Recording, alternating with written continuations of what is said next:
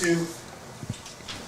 And good evening to Owasso Stadium. From Owasso Stadium, we welcome you to week number 2, game number 2 of the 2025 prep football season. A crowd of about 10,000 expected tonight for Jenks Trojan football. Number 2 in the state against the Owasso Rams, number 3 in the state after they fell last week to Bixby 49-21, while the Jenks Trojans were victorious in their season opener, an impressive 51-7 win at Edmond Santa Fe. It's a pleasure to have you with us this season. Don King, along with Rob Labor on the sidelines, and Dr. Eric Fox, Vice Principal of Jinx High School, to my right.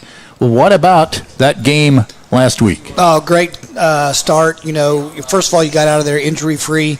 Offense put up some big numbers, which is hard to do against anybody, particularly the first game of the year, especially we talked about last week having 3 offensive coordinators in 3 years in a row.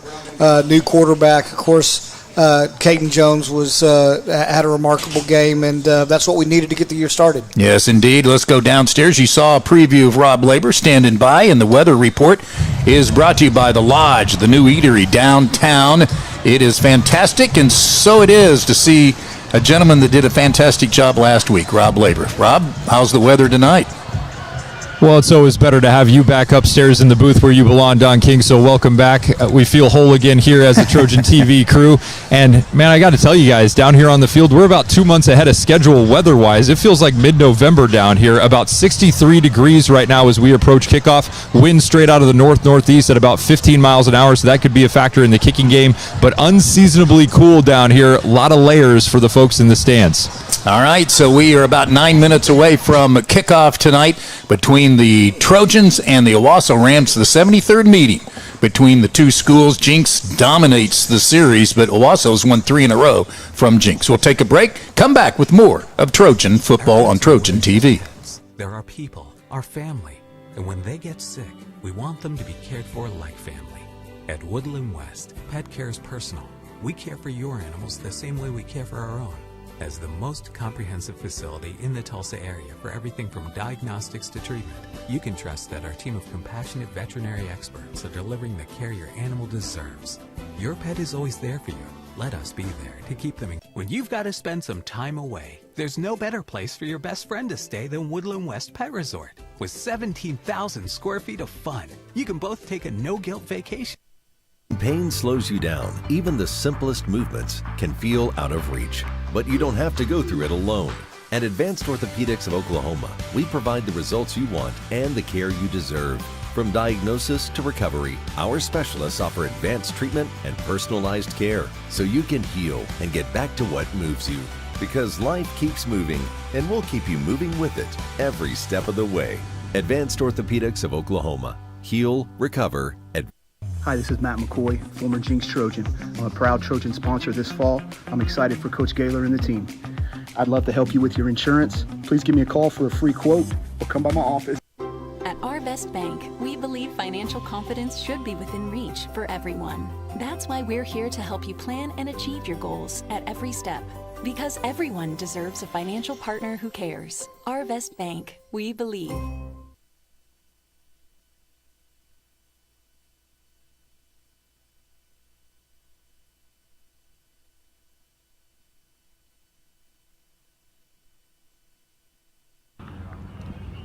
Good evening. It's Jinx football time and Jinx America, actually in Owasso. We're on a road game this time. Yeah. But it's football time nonetheless. It's going to be a beautiful night in Owasso. Jinx Trojans taking on the Owasso Rams. So, Coach, taking on Owasso, what kind of challenge do they present for you guys as a team that's really had your number the last couple of years? Yeah, they have. When we talked about that.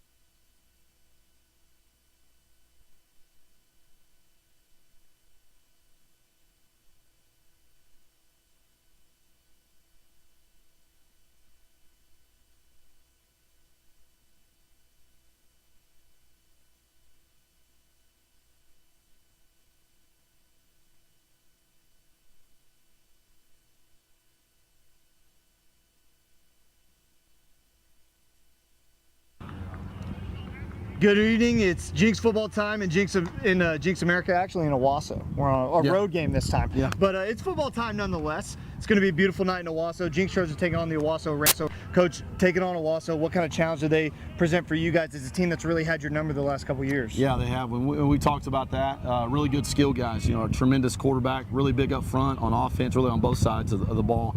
Defensively, really three really good down guys, and they run some of the three high kind of Iowa State stuff, and really athletic in the back end. So we talked last week. You guys had a really good game, 51-7 win. What did you like out of your team in that win? Obviously, other than the score. Just how fast we started, and our ability to run and throw it. Really, Landon Kazar throws for 285. KD has 5 touchdowns. We're able to move him around, and so he's not always in the backfield. Snapped it to him, at the quarterback. So really liked the fast start. I liked how hard we played for, probably 80% of the game. There's a lot of things to clean up from an execution standpoint, which it's always nice to be able to correct after a win like that. Did you make it out of the game pretty healthy? We saw a couple guys go down with maybe some cramping or anything like that, but you guys make it out okay? Yeah, a couple bumps and bruises, nothing major. That's good. So Owasso, they had you in triple overtime in the semifinal, and then they had you in the regular season game, and then the year before that in the regular season, all 3 straight losses to them. What's the message been to your team all week to try to get over this Owasso hump, I guess you can call it? Yeah, just kind of, making sure we got a little bit of a chip on our shoulder about it, because I've heard about it all week as well, and so making sure they know about it, and that last week doesn't matter. We're just trying to go 1-0 again, no matter who we play, and just so happens we're playing a really good Owasso team that's, like I said, had our number the last 3 times. So trying to create a little bit of a chip on the shoulder, and we showed them the video of last year at the end of triple overtime, and Owasso rushed to the field, and hopefully kind of seeded that into their memory a little bit. You guys taking on Owasso, what do you guys need to do defensively to try to slow down their offense? Frankenfield's a really great quarterback. Yes. Outstanding running back. He's obviously a great quarterback. 2 really good wide receivers, or multiple wide receivers, but 2 of them are really special. We've got to eliminate the big play. It always stops us stopping the run, and so we've got to do that with the quarterback run game as well, but also not give up the big play. We didn't tackle very well at times last week, and so that's been kind of a point of emphasis for us. With Bill Blankenship being the new head coach kind of coming back, do you try to watch old Blankenship film, or do you watch last year film? How do you kind of prepare for this? All of it. All of the above. Yeah, all of the above. Coach Blankenship kind of brings his own, spin on the offense, and so we went back and watched some of the past games from even all the way back to 19, my first year here, and so just to make sure that we don't leave any stone not turned over. You're watching the Jinx Trojan TV pregame show. We'll be back with Don, Eric, and Rob in just a little bit after the break.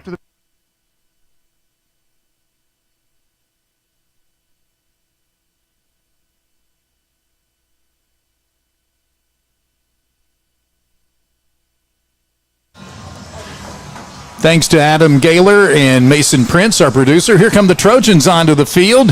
After winning, again, the season opener last week, they open the home season next week against Union. As we go back down to Rob Labor and get a player to bank on tonight. Rob, who do you have?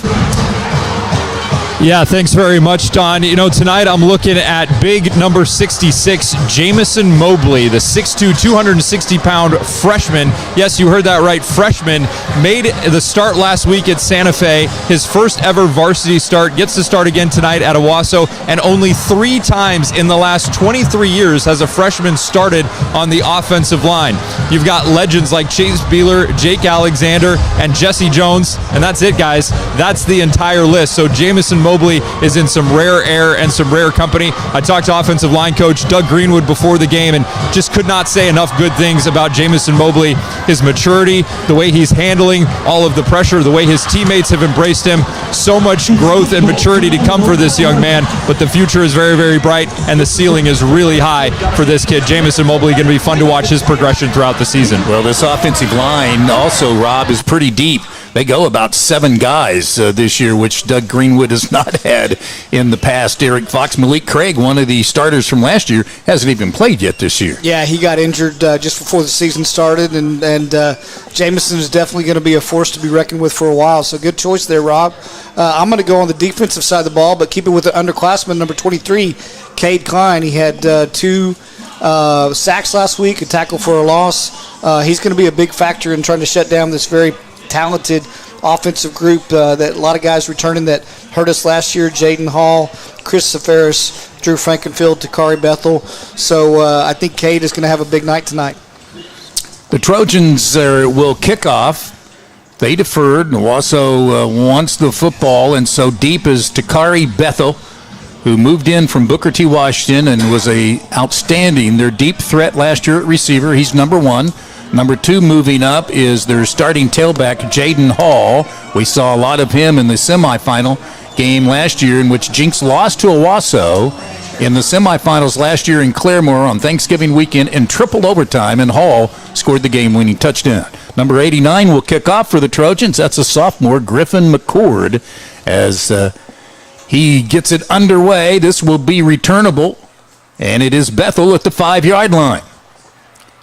Special teams were good last week, and they're off to a good start tonight down at the 15-yard line. Look at the white shirts around them. Yeah, Coach Landon Morris, player here under Coach Riggs and Coach Gaylor, and does a fine job with special teams. Had some big plays last week. He set the tone there. They've got to keep Bethel contained. He's very dangerous, so that'll be a big point of emphasis tonight. And your guy, Cade Klein, in on the tackle. They're going to move the ball up at the 19-yard line, give him his forward progress. So it's 1st and 10 at the 19. Their quarterback is number 6, Drew Frankenfield. He's a junior. He is a big guy, 6'2", 205. He's bulked up this year, and he's back to put it upstairs on this cool night. And he's going to have to run, and he's out at the 20, so only a gain of 2 or 3. Nice job defensively by the Trojans. Clark Carricker does a nice job coming up right there, and they're going to have to watch Frankenfield. Look for him to run the ball maybe more than he did against Bixby as well last week. Gain of 3, 2nd down, 7. Here is Jaden Hall, big hole, and he's got the first down. Not only a big hole, he's a big guy, and he's hard to bring down. It's going to take more than just one guy to bring him down, and 33 leads the way. That's a sophomore, another sophomore for the Trojans, defensive end Carson Odom. Yeah, last time we played these guys, they averaged about 4 yards per snap and just kind of grounded out, especially on that last drive of the fourth quarter in that playoff game. So we've got to be able to stop the run tonight. They just wear you out offensively. Here's a swing pass out to Hall. Look at his power. Another first down. And it's not that the Trojans are out of position. There's a lot of white shirts there. Yeah, and this quarterback's going to be hard to put pressure on him. They're going a little bit of tempo here. Coach Bill Blankenship, head coach, and Coach Josh Blankenship, offense coordinator, the guys that are very familiar to this Trojan family, but you're going to have to make some things happen behind the line of scrimmage. Now they try to sweep with Bethel. He slips through a tackle and in Jinx territory at the 40-yard line. The problem right now is we are not making any contact at all in the backfield, so he's way past the line of scrimmage before we're ever getting bodies on him, and just too dangerous of a threat to be able to do that all night. Gain of 16 on the play, so first down at the Jinx 40-yard line. Yeah, the initial guy that hits the player can't get him down, and that's well overthrown. Klein on the coverage, intended downfield for Colton Sudbeck, a senior tight end. Pretty good coverage right there, and actually gives the Trojans a little bit of a chance to catch their breath. Look for those guys up front, even if they're not getting back and putting pressure on the quarterback because of the max protection by Owasso. Look at them to get their hands in the passing lanes and make it a little bit more difficult. But as you stated, Frankenfield is a good-sized quarterback, very poised. He only lost one game all last year. And that was in the state final, that in overtime. Toss sweep. That time the guy that comes up is number 4. That's Nashua Charleston. He's out of the backfield, defensive backfield, a junior. So we'll set you up defensively. 55 on the defensive line is Julian Tugwell. He's done extremely well. Looked good last week. Of course, number 8 is their nose guard, Luke McAnally. Now he splits at a tackle. So it's a 3-man front. And it's 3rd down and 4. Here's Hall again. Can he get gummed up? He does, but he powers his way inside the 30 and barges for another first down. Hall just a good, tough inside runner right there. Pretty good contact, but he's able to keep his leg drive enough to get that first down and the yard to gain. So the 4th first down on this drive as we have just started from Owasso.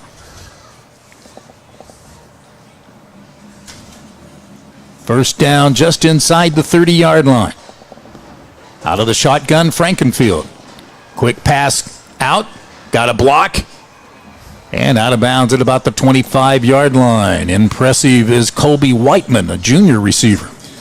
So, your offensive coaches script this opening drive, and they're pretty much hitting on all cylinders. They've gotten almost everything that they want so far. Trojans really haven't stopped anything yet. And so a good opening drive here. Going to have somebody step up and make a play. You like to get 3, 4, actually 4 or 5 yards on first down. They got 4, but still, that's a good stop for the Trojans right now on this drive. 2nd and 6. At the 25. Pressure there. There's the defensive play you're looking for. Ace Gilliam comes up and makes the stop in the backfield. That'll be a loss. Yeah, they're showing the fake to the wide side of the field, and then they're hitting that to the short side of the field, and Ace does a nice job of fighting through the block here. You can see on the replay, getting through his the offensive lineman that's out there, kind of a screen block. And fighting through that and making a good stick right there, pretty close to the line of scrimmage. They're at the Jinx 28-yard line, 3rd down and 9. I would imagine, wouldn't you think this is 4-down territory? With Bill Blankenship, definitely. Yeah. Looking for some room, but not much there. Nice job defensively for the Trojans. We'll run down the rest of the starters for you. Unable to get the starters in. Again, introduced to you. Rhett Pangburn is number 90. Boy, has he grown in the last year. Guy that was a swimmer, decided to go out for football, and now he's already committed, been offered by the University of Air Force. He's one of the 3 down linemen. 33 is Carson Odom, that sophomore that will play linebacker and on the edge. They show a 5-man front here on 4th down and 7. Josh Blankenship is the son of Bill Blankenship and the offensive coordinator. No pressure, knocked away, incomplete. And the Trojans take over. What a nice job of rebounding. And I think that was knocked away by Charleston. Yeah, nice job right there. You've kind of got some bracket coverage. You've got the corner out there, and then you've got the safety since they're running that route into the boundary. Not sure if we'll have a replay on this or not. Yeah, we're going to see a replay right here. And they're able to jump the route, but Ace does a nice job of pulling it down with Charleston coming over from his safety position to play him inside out right there. Good stop for this Trojan defense. Charleston might have been a nickel back because Carricker, Gilliam, Lincoln, Middlestead, and Caleb Dillard are the usual secondary players. Here's Landon Kazar. He pitches out to KD, who was bottled up for 71 yards last year in the semifinal. In fact, if there's one program that's been able to hold him in check, it's been Owasso over the last couple of years. Trojans picking up the tempo right here. Gain of 1. 2nd and 9. Again, Kazar. I think that's KD again, up to the 29-yard line. Got that quick screen out to him, and he's able to do a little bit with it at the line of scrimmage, but still brings up a 3rd and a lot longer than we want to be. Gain of about 2, so 3rd down and 7. Ooh, that might help. As long as we held our water right there, I think it's going to give us 5 yards. That'll help us out. And we did. So bringing in a H-back now. A little bit heavier package. Go ahead. Well, I was just going to say short yardage look right here. 3rd and 2. We got kind of 2 H-backs personnel in there. You mentioned Rob did, Jamison Mobley leading that offensive line. The center is Landon Webb. Odom, the man in motion, and now Jinx gives the 5 yards back.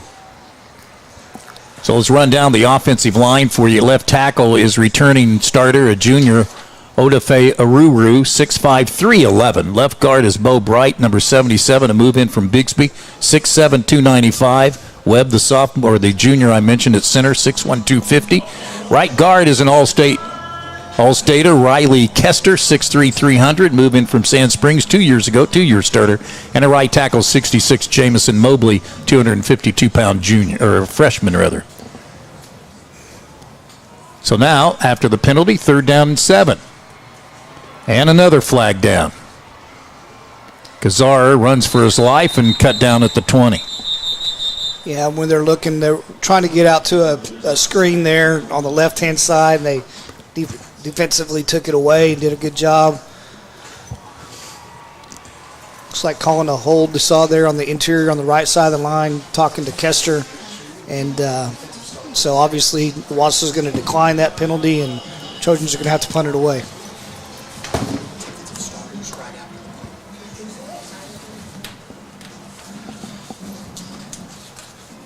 So 4th down, and into punt is Caleb Dillard.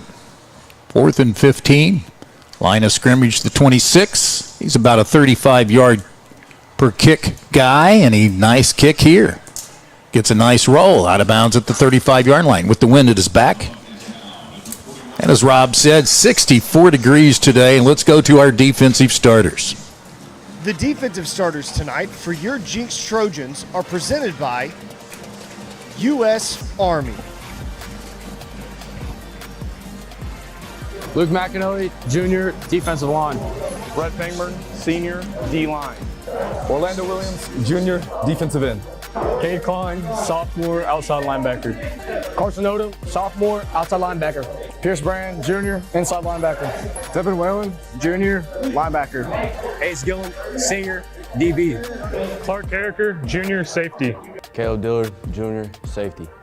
Lincoln Middlestat, Senior, corner. Owen Mahan, Jr., kicker. So 1st down run, Senior, long snapper. good for 6 yards. 2nd down and 4 up to the 47-yard line. 73rd meeting between these two schools. Jinx leads the series 53-18 in one tie. Uh-oh. Did his knee touch? Apparently not, but Bethel is covered up. And that'll be a gain of 2. Oh, and Jinx is going to get called for an unnecessary roughness here after the whistle blew, according to, I think, our referee tonight's Robert Breedlove. Very unfortunate. You know, we have a tackle for a loss. Good play right there against one of their big playmakers. Dangerous guy out in space. So you're able to stop him short, and then you just have a lack of discipline that costs you big time right there.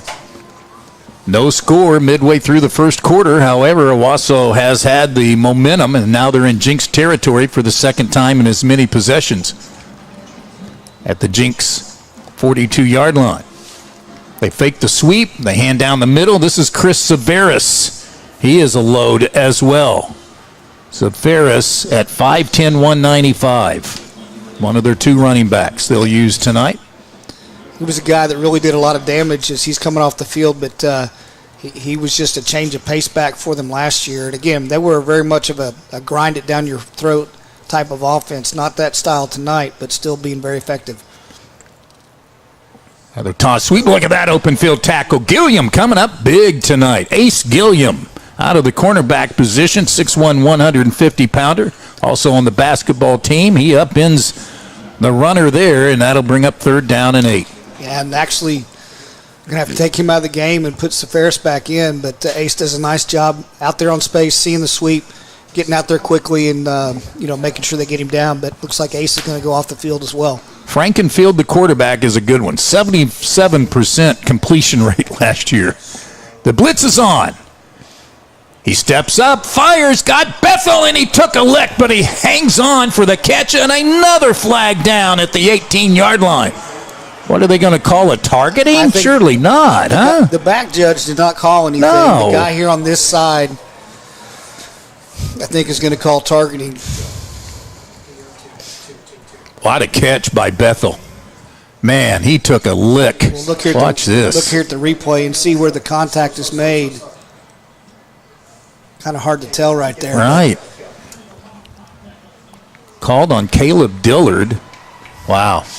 And again, you've got a back judge that's sitting right there on the call, and then you've got the side judge that's over here. Maybe he had a different angle that he could see that. Hard to tell from the replay, but Bethel definitely does a nice job of bringing the catch down and finishing the catch. That penalty gives them their 7th first down in this first quarter, and now they're inside the 10-yard line.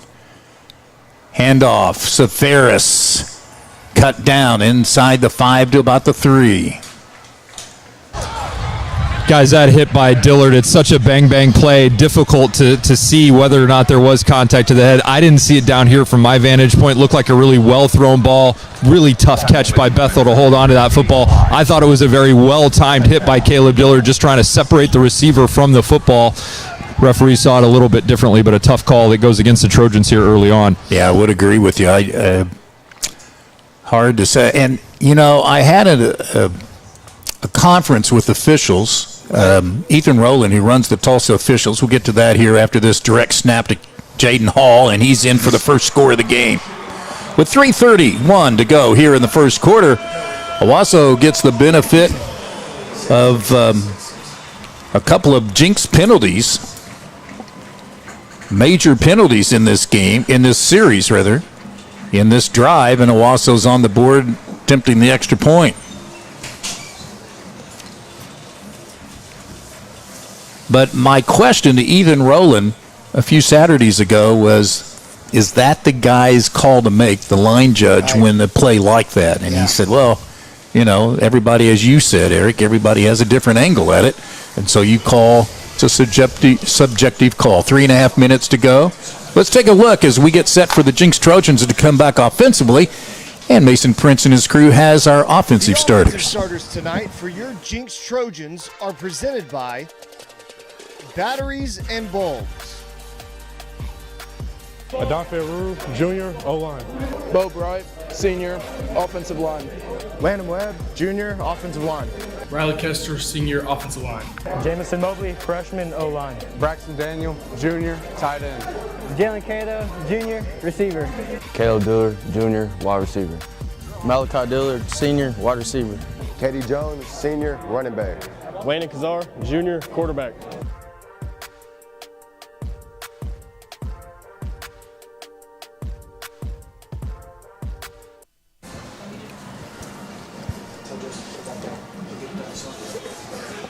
Well, it's been a while since the Trojans returned a kickoff for a touchdown.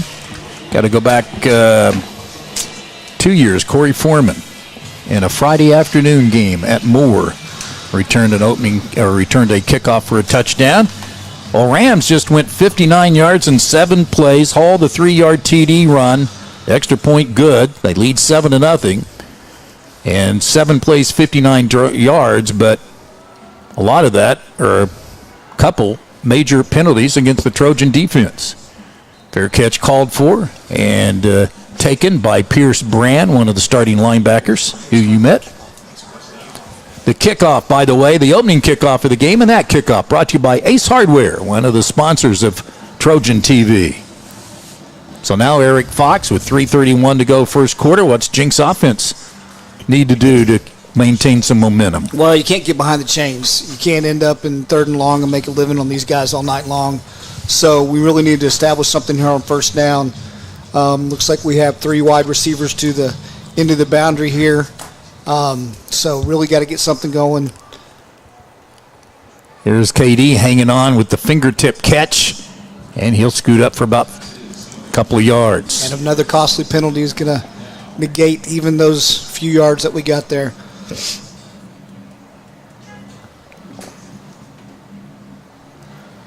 Wide receivers.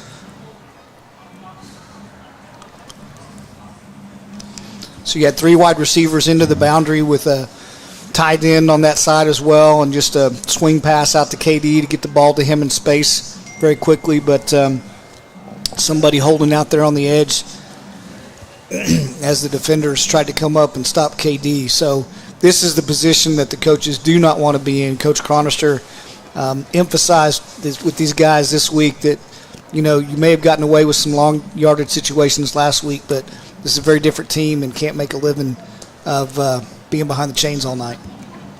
Tyler Chronister, the offensive coordinator for the Trojans, has Gassar dropping back, and they'll get the 10 yards back that they lost on the penalty, and the catch by number 0, Malachi Dillard. Everybody changed their numbers from last year, so it's going to take me a while to get caught up. You don't have much time in this high-speed offense to get caught No, you up. don't. KD looking for an opening. Can't cut back. He tried, but Taj Overton, who is an all-stater, makes the stop. He's already committed to Oklahoma State like KD Jones has. Yeah, Overton has been a force for these guys. He used to play at the nose position. He's been out there on our left side now, so you'll see him and Adafe matched up quite a bit tonight probably, and just a tough defensive line, very senior defensive line. So 3rd down and 8 for Kazar, and he's running for his life. He's running for a first down. He's got a first down. Out of bounds at the 45-yard line. Nice job by number 7. His first start last week, Eric Fox, he threw for 285 yards. That was the most, as you'll take a look in the State Farm replay. Yeah, and you'll also see Cato out here on the edge doing a nice job of sealing that last guy for Kazar to get around. But a really good start for him last week. 15-yard run gives them their first down of the game, and KD gets some leverage, gets some movement, but will have a flag down. So I know we have a great Jinx football historian. We'll have to see in the record books how many yellow flags were thrown in the first quarter. Well, they picked that one up, guys. Okay, good deal. And KD got an opening, good for 7 yards. His best run of the quarter. I will say that last Kazar scramble reminded me a little bit of Jalen Hurts last night, given the Cowboys' defense fits. If you don't contain, if you don't set the edge on that pocket and have somebody out there, he can hurt you with his legs, and it's a nice element of landing Kazar's game. We didn't really see too much of last week against Santa Fe because he didn't have to, but nice to have that in your back pocket with that kind of speed. They fake to KD, they throw in deep, and look who's wide open. It's Caleb Dillard to the 10, and the Trojans are in the end zone. Touchdown, Trojans. Great job right there. A scheme that they were looking for. They didn't hit very many big plays down the field to the outside, and right there on the play action to KD, you see Dillard making an inside move. Then he breaks back away from the defenders to the outside. I don't know if we're going to replay on that, but just an outstanding design right there. The defender's eyes obviously drawn to KD Jones, and Dillard does a little bit of a double move like he's running the post or blocking, sitting the edge for KD.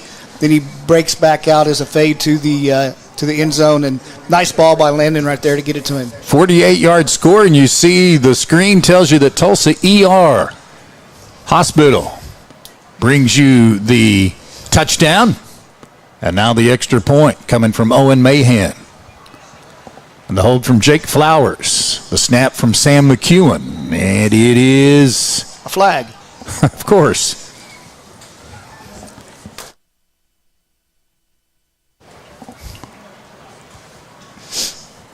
Must be against the Trojans. They're moving them back. Caleb Dillard, well, let's get to the quarterback first of all, because I didn't finish my thought on Kazar. 285 yards passing last week was the most ever in Jinx history for a starting quarterback in his first start in his career. Believe it or not, he passed Keith Jones back in 2001 in the playoffs. He did 245. Extra point on the way this time, and it's good on this cool night. Can you believe it? First weekend in September, and it's 63 degrees. Minute 25 to go. We'll take a break. 7-all on Trojan TV.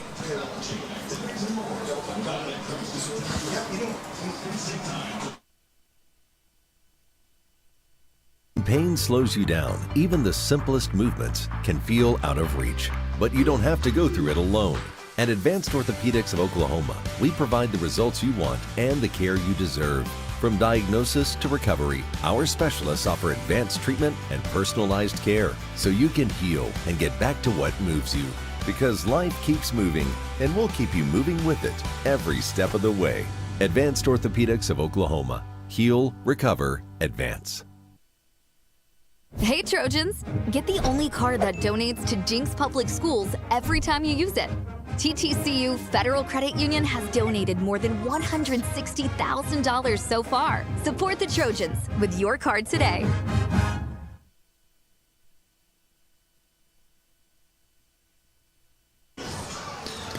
So an 82-yard drive, 5 plays. We're tied at 7 on the bomb to Caleb Dillard, and here is the dangerous Dakari Bethel. Look out. Kicker gets him down in the 23-yard line. Wow.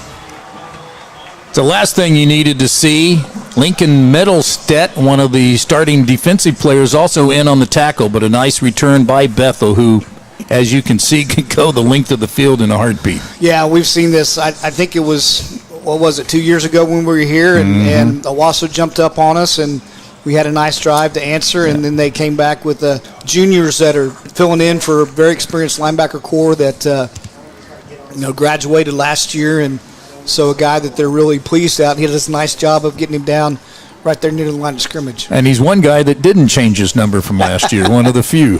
2nd and 8 from the Jinx 11-yard line. Jinx just tied it, but got a big kickoff return. And here is Frankenfeld under pressure. Got a man open. Did he catch it? He did. Touchdown, Owasso. Yeah, just, unfortunate right there. Got the quarterback scrambling a little bit. There's not a lot of opportunities to get pressure on this quarterback, and he is a great athlete, got a good arm, a lot of poise, a lot of great experiences last year as the starter, and able to buy a little bit of time with his feet and then get it into the end zone. And the receiver goes down and makes sure that he secures that catch, and the Rams are back up ahead. So their kicker is Juan Rezo, and left footer knocks it up and through. And with 17 seconds left in the opening quarter, Owasso is back in front, 14-7.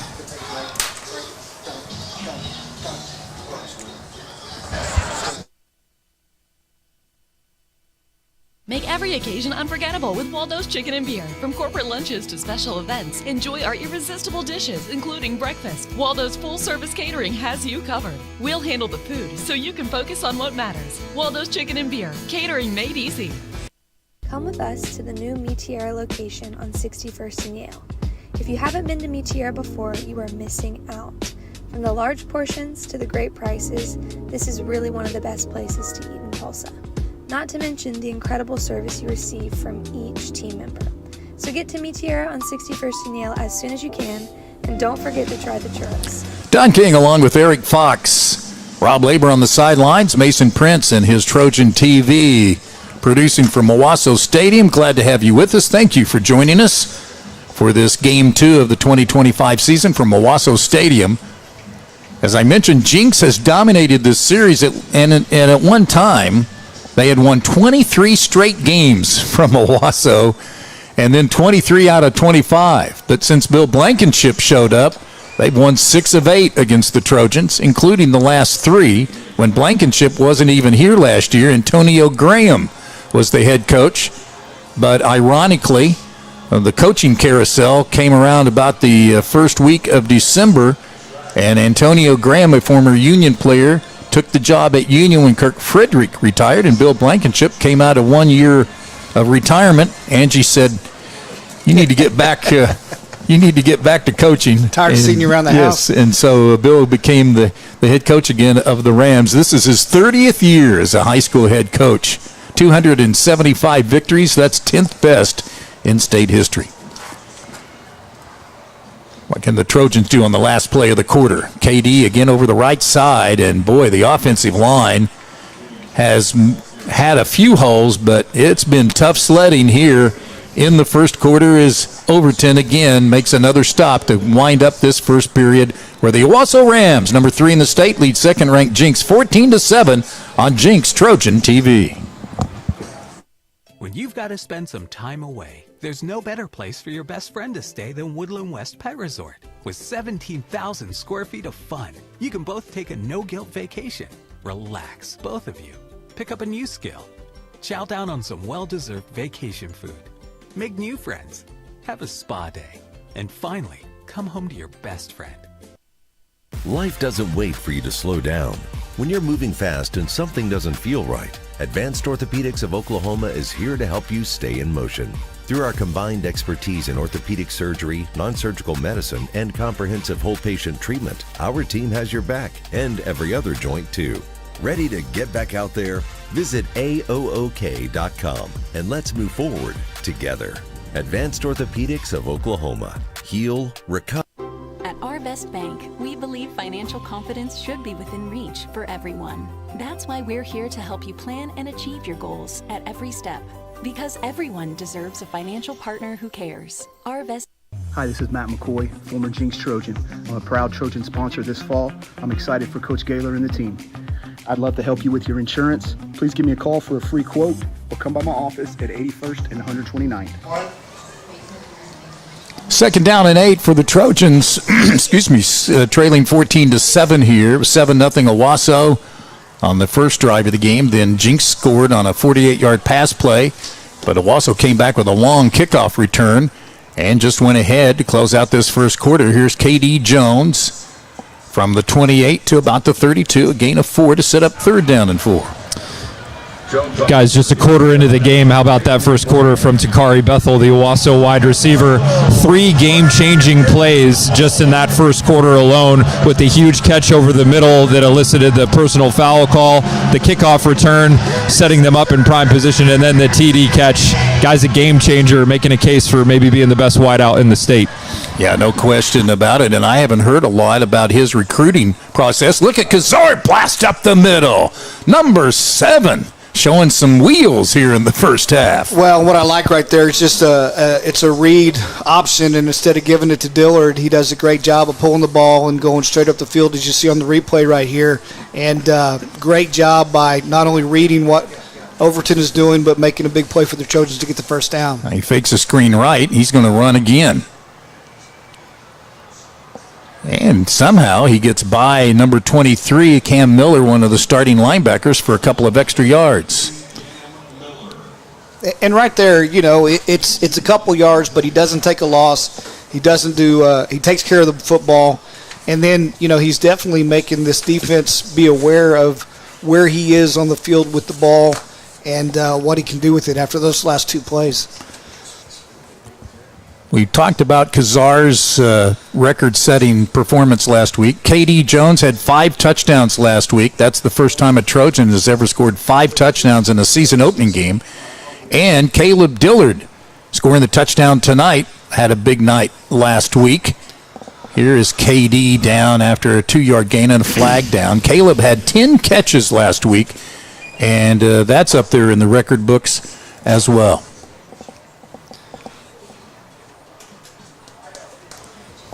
Procedure. So this will make it still a 2nd down, but 2nd and 13 coming up. Boy, they have played behind the sticks here pretty much in the first half. And Coach Cronister, offensive coordinator, has preached and preached and preached that ever since the preview, cannot be behind the chains, have to have positive plays. Caleb's 10 catches is tied for 5th with DJ Wagner for the most catches in a game. Wagner has the most in a game back in 2017. He had a dozen catches in one game. Here it's 2nd and 13. Somebody needs to make a grab here with Odom in motion.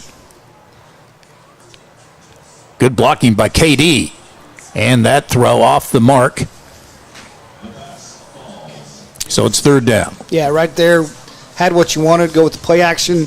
Looking for Dillard on the deep post right there on the inside. Had inside position on the defender. Just didn't get the ball out there to him. So you had the play dialed up that you wanted and the look that you wanted. Just didn't quite get it delivered. And for whatever reason, Caden Jones is a little bit frustrated with the white hat, and so he's going to have to settle some things down as well.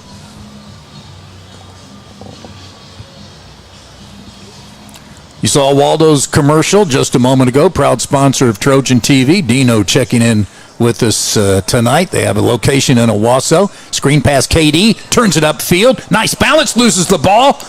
And a nice job on the spot was the Trojans' number 9 tight end, Braxton Daniel. Now is KD okay? Oh, no. Yeah, he took quite a lick right there. Is in obvious pain. Owasso's training staff gets out there to him first.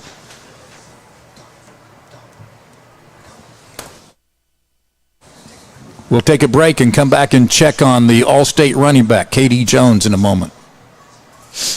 Pain slows you down. Even the simplest movements can feel out of reach. But you don't have to go through it alone.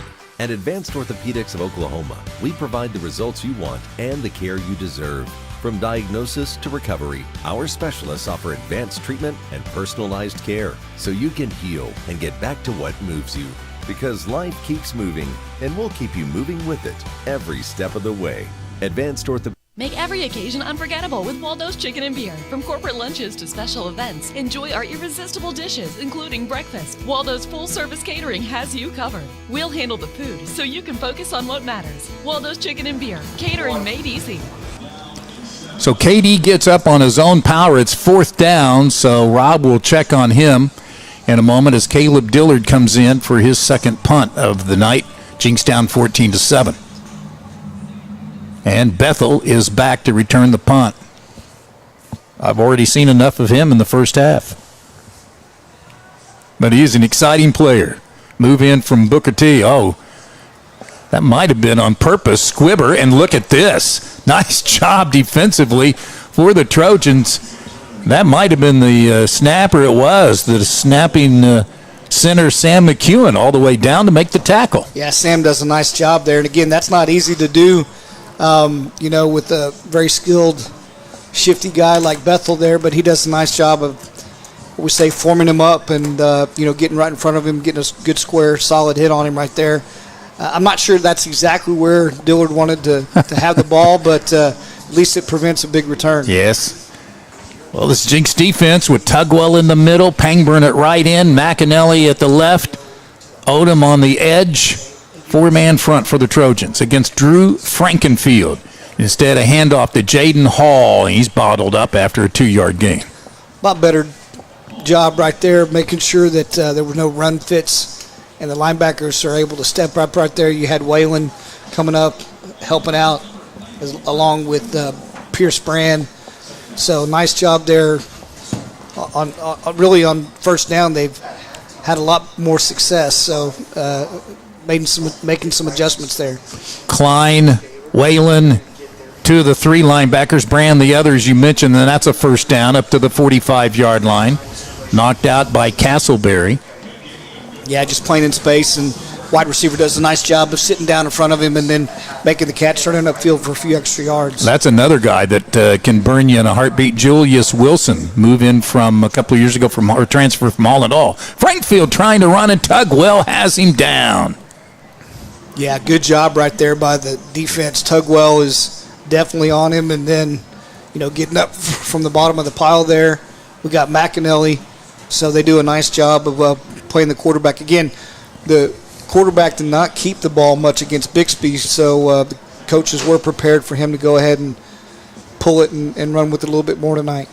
Look, McAnally wore a couple of different numbers last year. I think it was 48, 58, and then 98. He's wearing number 8 in honor of his brother, Jack McAnally, who was a starter on the team last year, who's now at Army.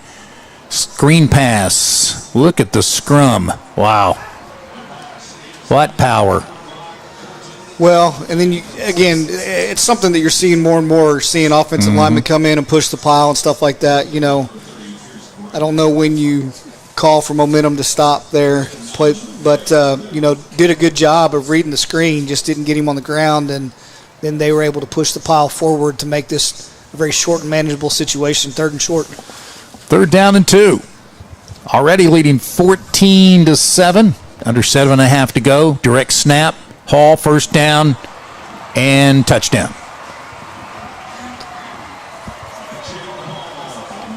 47-yard run for the running back, Jaden Hall, who burned the Trojans in the semifinal with the game-winning overtime touchdown a year ago. Yeah, right there, just had a run gap that didn't get filled, and, with his speed and his ability, once he's able to get to that second level, there was just not anybody that's going to be able to catch him.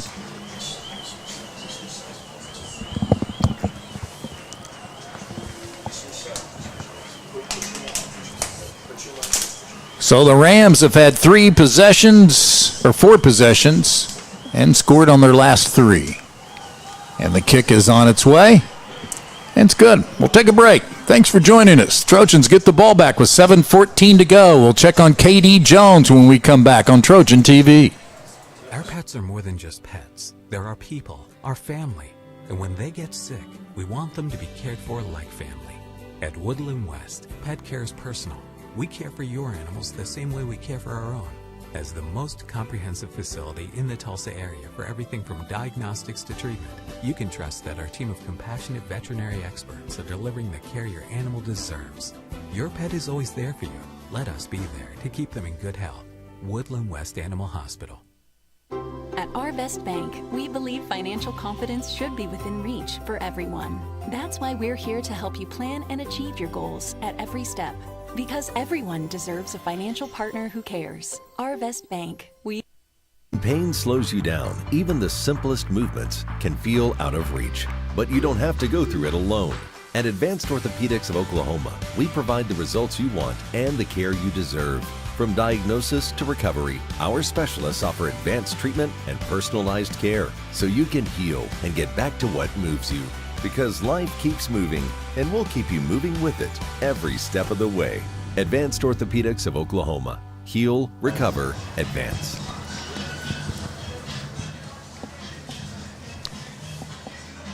We talked about Bill Blankenship, 10th most wins in Owasso history. You will remember his first year as head coach at Owasso in 2017 after coming over from Fayetteville, where he took them to a state championship in his 1 year in Arkansas after being at Union for so many years.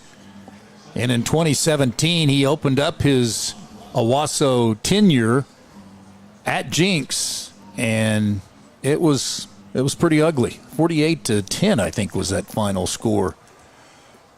Jinx doesn't lose many at home, and they don't lose many like that. But Blankenship made a statement at Owasso, and they won the championship his first year and won again in 2019. And a nice run by the Trojans up to the 25-yard line. Hey guys, as we know, so much of success in football is based on running the ball well and stopping the run. Adam Gaylor even mentioned that preseason. That's what Jinx football remains all about. You can throw in all the tempo and all the wrinkles on offense you want, but it comes down to running the ball effectively and stopping the run. Unfortunately, tonight, they haven't been able to really get the ground game going, and they've been getting gashed a little bit, as you saw in that last touchdown run by Hall. The good news is, despite being down 14, KD Jones is back in the game. I think he might have just got the wind knocked out of him a little bit and took a pretty hard shot, but didn't receive really any examination on the sidelines. Just right back in the game, guys. And what a catch upfield by Malachi Dillard, 5'11", 180 senior. Yeah, caught a rocket out there. The hitch route just turned to the outside. By the time he got his head around, the ball was right on him, so nice job picking it up. Nice gain of 7. Can KD get loose? Yes, he can. First down. Up to the 41-yard line. What makes KD Jones so good, Eric? Well, he's got great balance. He's got great vision, great athleticism, but he also has great leg drive. And most of the time, people don't get a clean shot at him. First down gives him a new set. Here is Caleb again, not this time. And that'll be a loss of a yard on the pass. Yeah, right now, those defensive backs are playing off. And those quick screens, those quick outs, they're just coming up like missiles. And it's really hard. We'll have to start doing some things to get them off of their rhythm, or do some things down the field to loosen that up a little bit. So after getting their 4th first down on this series, a loss of a yard makes it 2nd and 11 from the 39-yard line. 6.5 minutes to go.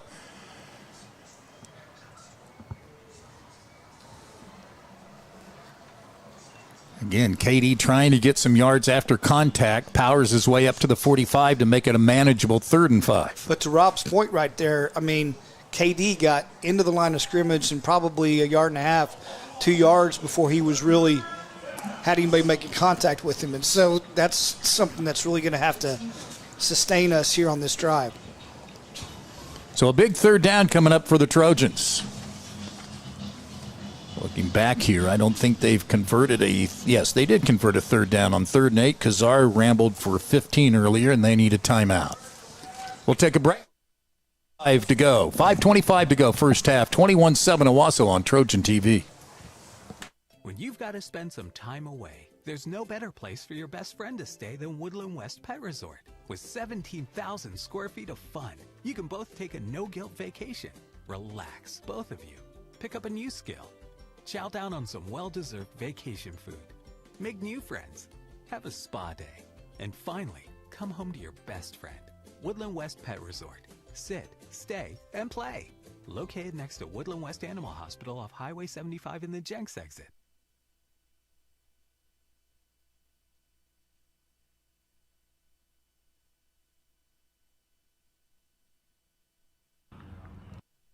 Life doesn't wait for you to slow down. When you're moving fast and something doesn't feel right, Advanced Orthopedics of Oklahoma is here to help you stay in motion.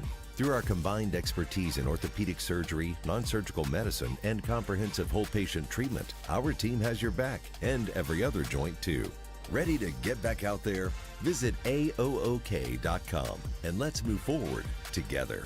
Advanced Orthopedics of Oklahoma. Heal, recover, advance. 3rd down and 5 from the 44-yard line. Landon Kazar has actually run for more yards than KD.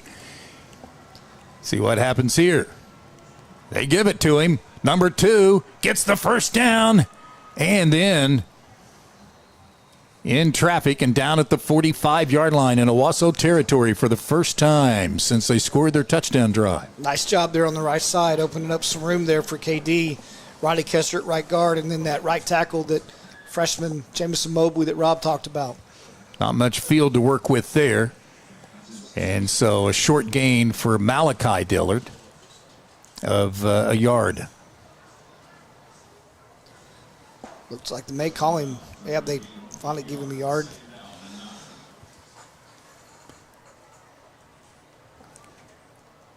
That's been one of the challenges of this first half. The Trojans not doing well on first down yardage. KD bottled up, in trouble, and he'll just try to get back to the line of scrimmage. A loss of a yard, maybe 2. So 3rd down and 11 again behind the sticks. Again for offensive coordinator Tyler Chronister, who grew up not far from here in Collinsville. His father was a Hall of Fame basketball coach, and Tyler was the offensive coordinator at Collinsville and then went to Prosper, Texas to be a coach. And when Coach Gaylor was looking for an offensive coordinator, he and Tyler gabbed for about 7 hours in his office. And he knew Tyler was the guy. Look out. That could have been dangerous. Incomplete, and so it'll be 4th down, and KD took a lick.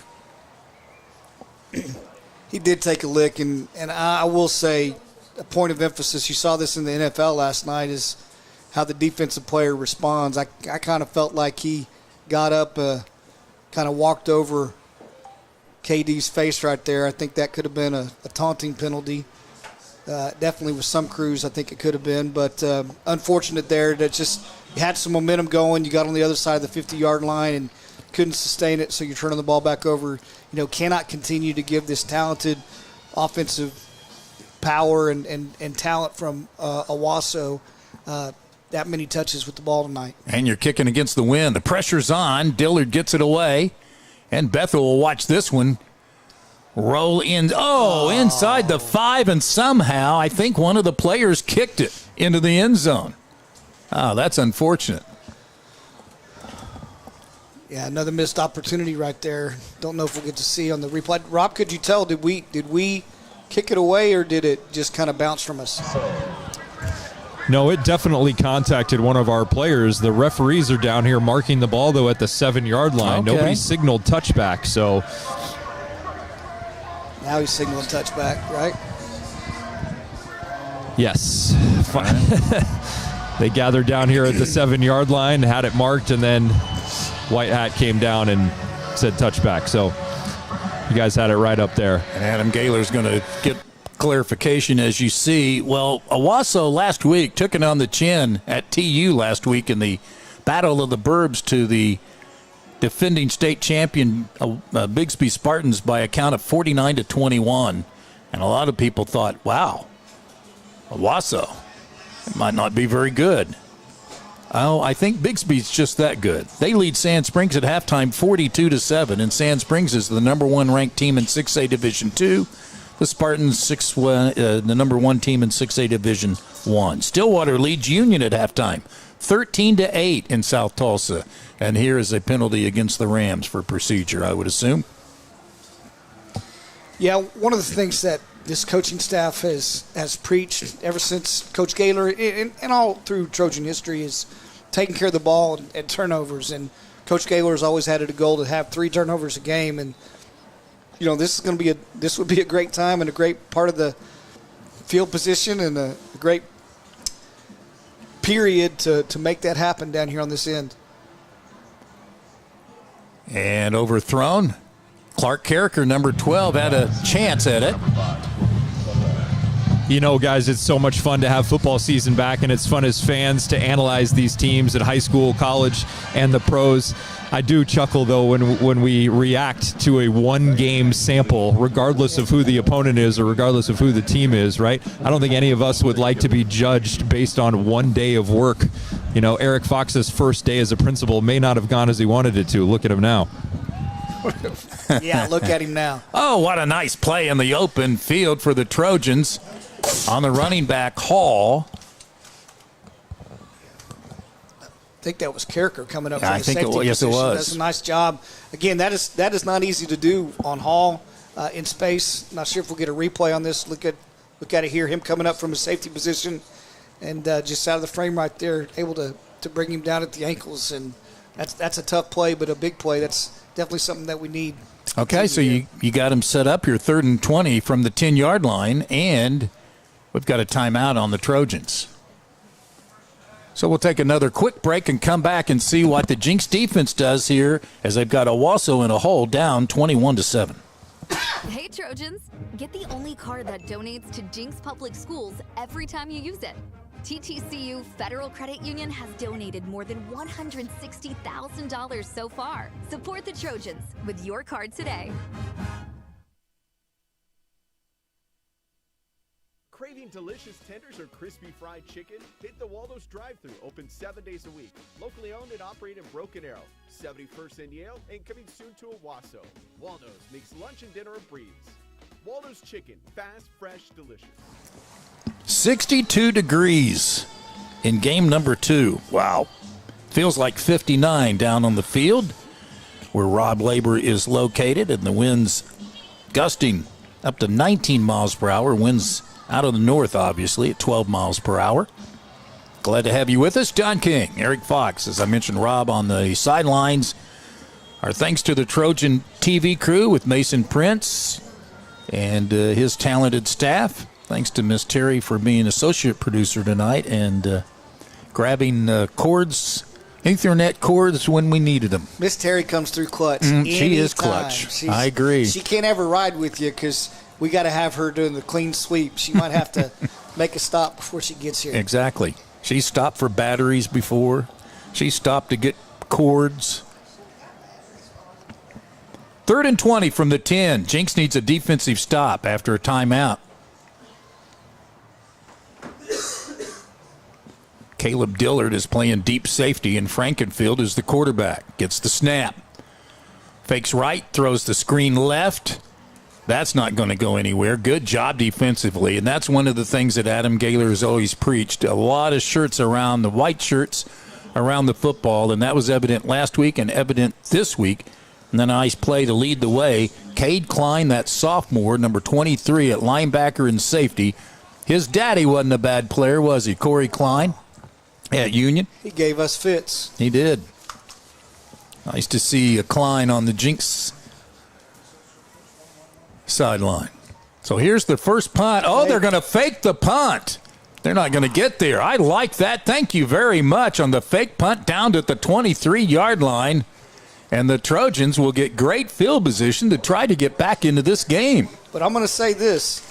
I mean, no surprise. Yes, Coach Blankenship's a riverboat gambler sometimes, but I think he's also saying, I don't have any faith in the Jinx offense to punch it in. So I'm going to take it as a chip on my shoulder. Hey, they're thinking even if they don't get it, they're going to keep you out of the end zone. So we have to take advantage of this opportunity right here. I think the ball careened off the ground, and that helped out a little bit. But, still, calling up a fake punt right there. Defense stayed disciplined, does a nice job of shutting them down. It helps to watch the screen. We don't have an optometrist as one of our sponsors, but my eyesight obviously is dwindling, so maybe we need one. Here's the Dillard down at the 20-yard line. Gain of 4. 2nd and 4. They're working in a hurry for Landon Kazar. Here's KD. And he gets the first down or close to it at the 14-yard line. Looks like he's going to be a little bit short. Maybe mark him at the 15. Plenty of time, 2:20 left. So it's 3rd down and 1. Bringing Braxton Daniels in tight here now. At the 15. KD. He maneuvers his way in for a new set of downs. And a late flag. Uh-oh. Penalties have been going Owasso's way tonight. I don't know that they've had a penalty, but they have. It's been a false start. But the Trojans have been whistled for a couple of major penalties that led to an Owasso's touchdown. This one's going to be costly, I think, against us, too. They're going over to confer with Coach Blankenship on what he wants to do. So I think this is going to hurt us. Again, the Trojans are going against the wind. Rhett Pangburn was going to come in, maybe as a part of a jumbo package here on 3rd and 1, but they're still trying to sort this out.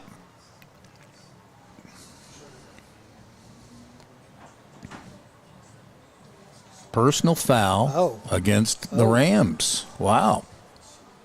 I stand corrected, and I'm really glad I'm wrong there, Rob.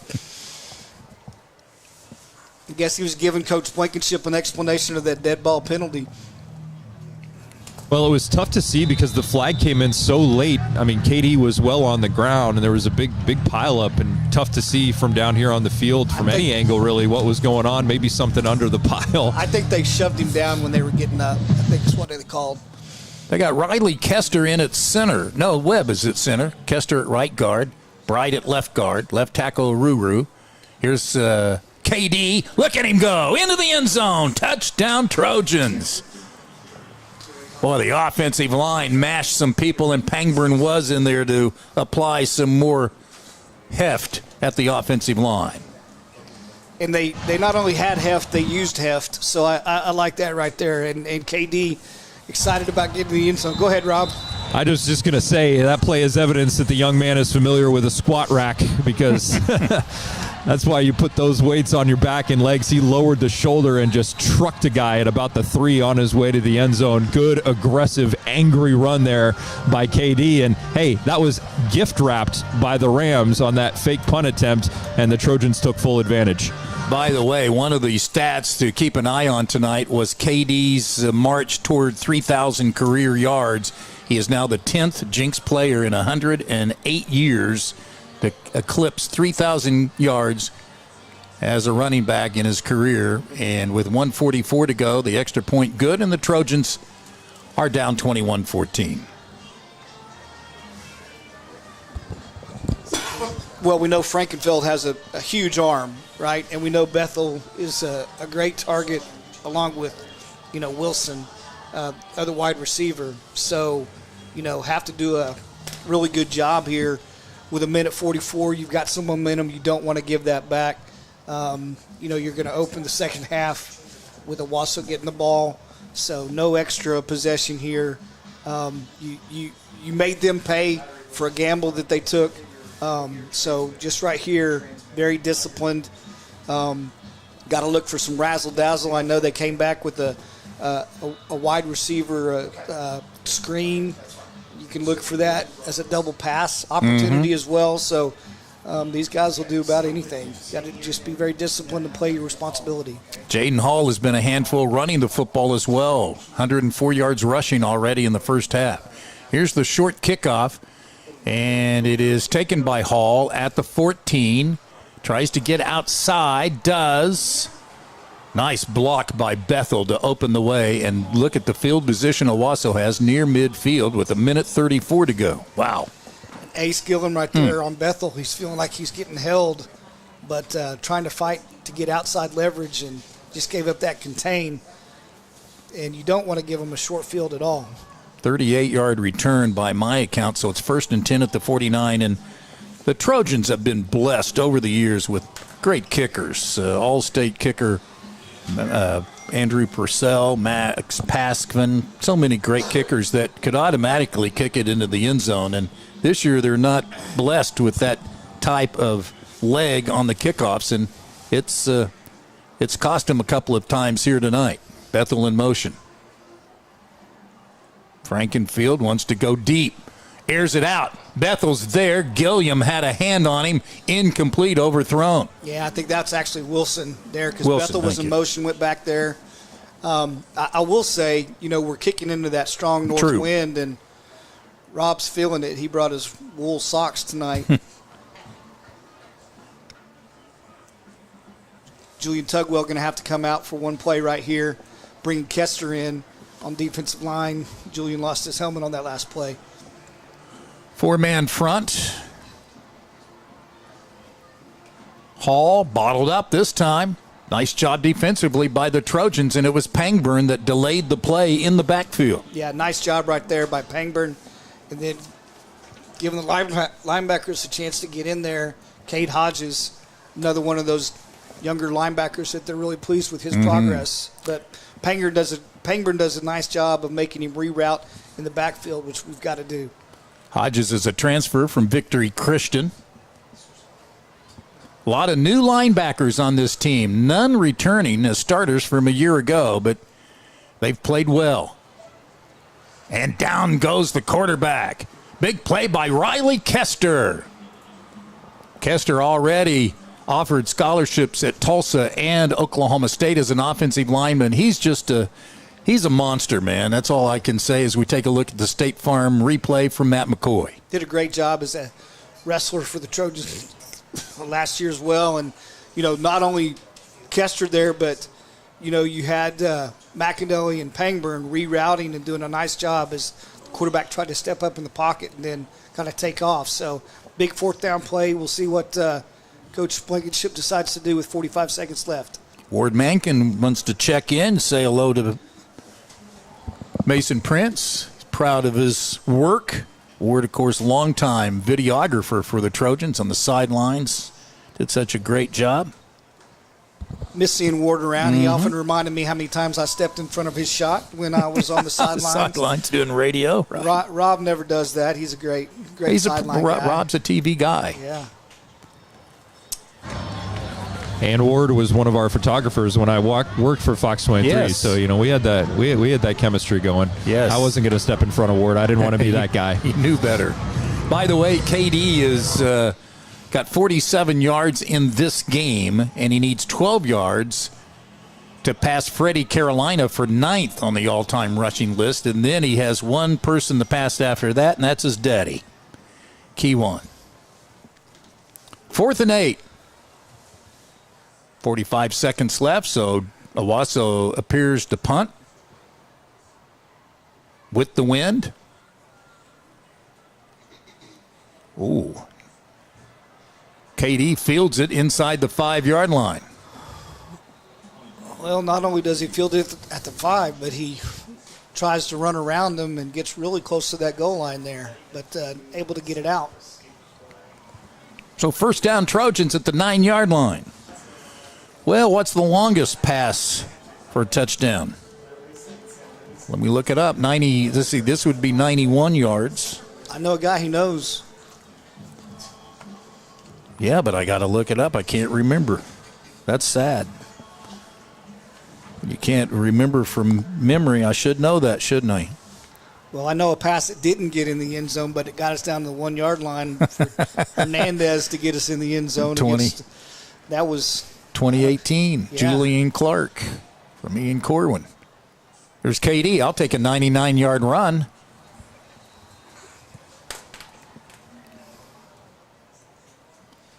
Only have one timeout left. Caitlin McDavid has the longest run in Trojan history. That was 94 yards. Here's KD again. What we talked about Keywan, his dad, who was an all-state running back in 2000, 99-2000. This KD might be, no, that's a Ram that's shaken up. It might be Overton. But are there similarities and differences between Kewan and KD? Now you're going to get me in trouble with Kewan, right? Because I'm going to say that KD's a little taller than Kewan was. Right. But actually, Kewan, he admits that, obviously. So, but yeah, KD is a little bit different kind of guy. Both of them had great hands, catching the ball out of the backfield. KD lines up as a wide receiver more than we used Kewan back in the day for that. Both of them have good vision. Both of them very powerful, obviously a lot of speed.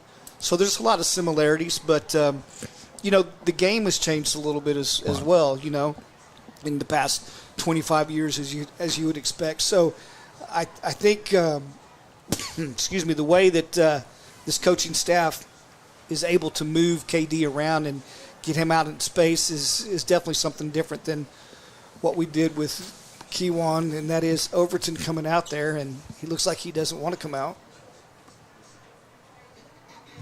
But he does look a little wobbly. Looks a little wobbly, yeah. So we'll check on him at halftime, and we'll try to remind ourselves to check on him here in the second half. 12 seconds left in the half. 21-14. The Trojans have been behind 7-0, tied it at 7, down 14-7, 21-7, now 21-14. Win at their face. So Kazar, he's going to go upstairs. He is. He goes for the sideline. It's caught out of bounds at the 30-yard line.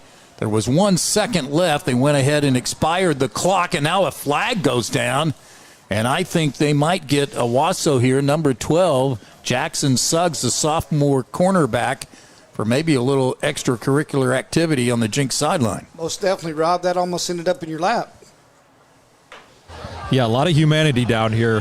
Tough to see once he went out of bounds. I was a little bit cut off from my angle, but a little extra pushing after his foot hit the white painted area, I think, is what they're going to have here. There's also going to be some discussion about the clock. I think his foot went out of bounds with 1 second remaining, so we'll see. Right now showing triple zeros. But a half cannot end, or a game cannot end on a defensive penalty. So even if it is triple zeros, you get a play here. They're calling it offsetting. Wow. And there is 1 second left. I think that's what his motion is. So looks like Coach Gaylor's trying to get an explanation there. As Rob said, there were a lot of bodies around, so it's hard to say. But I thought definitely the cornerback was driving him out of bounds with an extra shove. So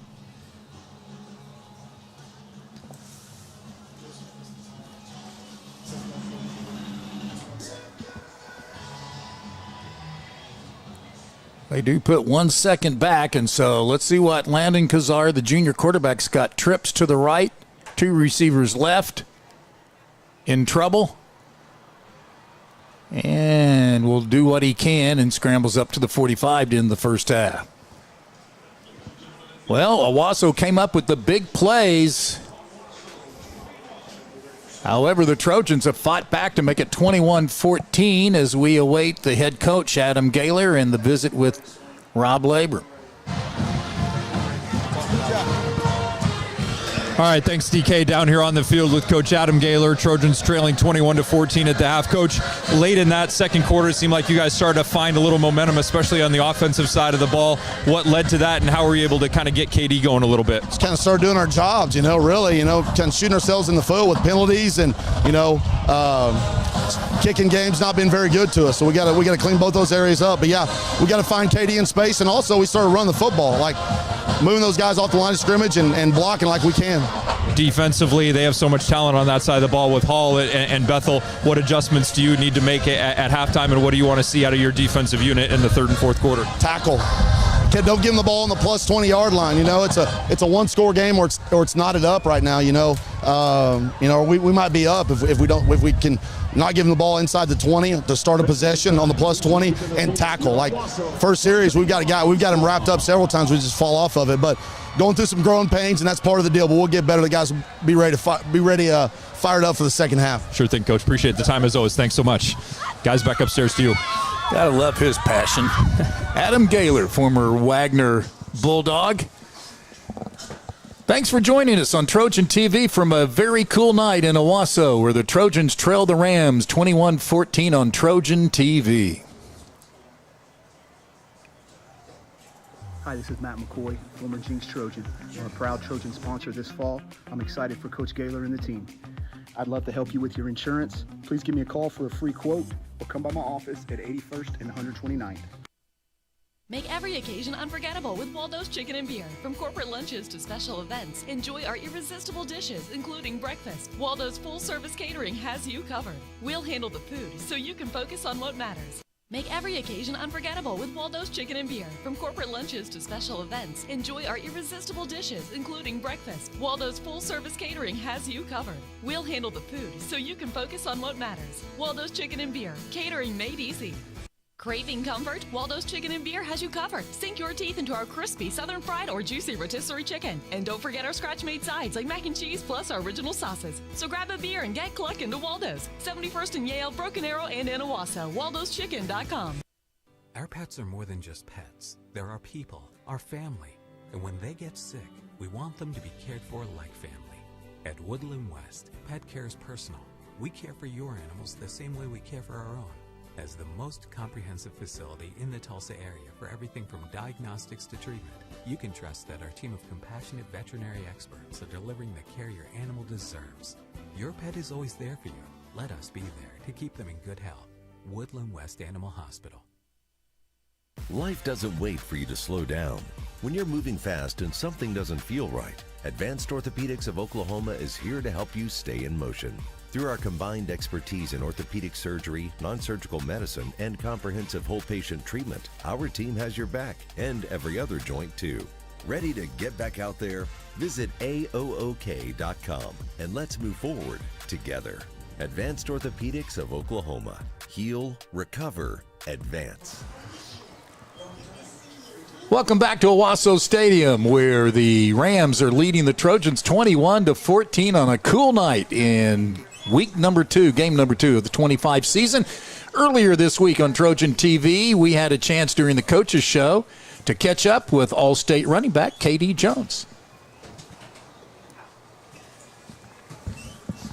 Welcome back to the Jinx Trojan Football TV show, and a pleasure to have the best running back in the state of Oklahoma, K.D. Jones. Congratulations on the win Friday night. Talk about the victory. Thank you. It was a good victory. First game back, it's always good to get those first game jitters out. So, I thought we got them out well. Obviously 51-7 victory. You can't be too mad about that. So, got a big game this week. Attack practice this week. Hopefully the outcome shows on Friday. Yeah, 5 touchdowns in the season opener, and that's the most touchdowns by any player in Jinx history in a season opening game. Okay, you're 74 yards away from moving past your dad for 7th in career rushing, so that's got to be on your mind. Yeah, I didn't know that number, but I knew it was close. So I'll be attacking that on Friday, and just like I said, attacking the win. At the O-line, talk about their play Friday. Oh yeah, I can't be more proud of them up front. A lot of new starters. Left guard new start. Got a freshman starting, so during the game, it's just good to see them, talking, communicating, and doing their assignment. So I can't really complain about them. Yeah. You committed to Oklahoma State in the spring. Talk about that commitment. Yeah, I felt like it was the right choice. It felt home to me. Just all the love from the coaching staff. The fit. I just felt like I had a really good fit into the system. So that was a really good indicator. Yeah. You wear the number 2. Is there any significance for that? No. So my dad wore 20, so I still wanted to have a piece of that. So right. I put the 2 in there. Just kind of picked my own number. We appreciate your play here at Jinx. Obviously, one of the leaders of this team, and good luck Friday. Thank you. K.D. Jones, number 2, running back for the Jinx Trojans, and we'll come back and get a preview of Owasso coming up. At Our Best Bank, we believe financial confidence should be within reach for everyone. That's why we're here to help you plan and achieve your goals at every step. Because everyone deserves a financial partner who cares. Our Best Bank, we believe. Pain slows you down. Even the simplest movements can feel out of reach. But you don't have to go through it alone. At Advanced Orthopedics of Oklahoma, we provide the results you want and the care you deserve. From diagnosis to recovery, our specialists offer advanced treatment and personalized care so you can heal and get back to what moves you. Because life keeps moving, and we'll keep you moving with it every step of the way. Advanced Orthopedics of Oklahoma. Heal, recover, advance. It's more than a job. It's more than a job. It's more than a job. It's more than a job. It's more than a job. It's more than a job. It's more than a job. It's a calling. Come with us to the new Meteora location on 61st and Yale. If you haven't been to Meteora before, you are missing out. From the large portions to the great prices, this is really one of the best places to eat in Tulsa. Not to mention the incredible service you receive from each team member. So get to Meteora on 61st and Yale as soon as you can, and don't forget to try the churros. Hey Trojans, get the only card that donates to Jinx Public Schools every time you use it. TTCU Federal Credit Union has donated more than $160,000 so far. Support the Trojans with your card today. Craving delicious tenders or crispy fried chicken? Hit the Waldo's drive-thru, open 7 days a week. Locally owned and operated in Broken Arrow, 71st and Yale, and coming soon to Owasso. Waldo's makes lunch and dinner a breeze. Waldo's Chicken, fast, fresh, delicious. Hi, this is Matt McCoy, former Jinx Trojan. I'm a proud Trojan sponsor this fall. I'm excited for Coach Gaylor and the team. I'd love to help you with your insurance. Please give me a call for a free quote or come by my office at 81st and 129th. Our pets are more than just pets. They're our people, our family. And when they get sick, we want them to be cared for like family. At Woodland West, pet care is personal. We care for your animals the same way we care for our own. As the most comprehensive facility in the Tulsa area for everything from diagnostics to treatment, you can trust that our team of compassionate veterinary experts are delivering the care your animal deserves. Your pet is always there for you. Let us be there to keep them in good health. Woodland West Animal Hospital.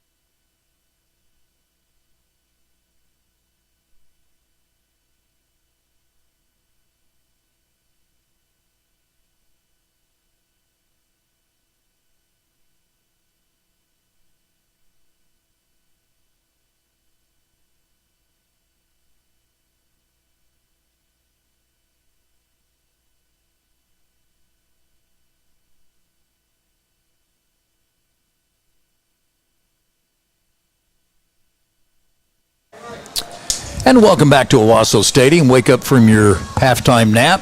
Don King along with Eric Fox, Rob Labor, and Mason Prince, our producer. Are you talking about my halftime lap, Rob? Yes. Okay, all right. Yes, all I right. am. Let's take a look at the halftime stats brought to you by Good Sense. And you see the total yards with Owasso with a slight edge.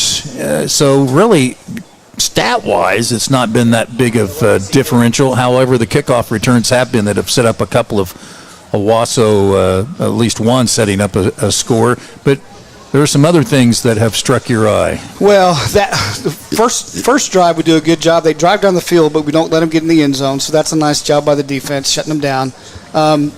Not sustaining any momentum on the offensive side of the ball after that first drive that we got in the end zone. And then, just giving them the short field. And in the second drive, we had costly defensive penalties. So 2 big penalties on that second drive when they scored really made a big difference. And so, like Coach said, mistakes that we've made, some of them forced by them, some of them, unforced errors on our part. Got to clean that stuff up to play a good ball team like this. The Trojans have rushed for 110 yards, most of that in the second quarter. The Rams 137. And as you mentioned, penalties have been 7 penalties, and it seems like more, but that's because most of them have come at the most inopportune times. Right. Really been costly.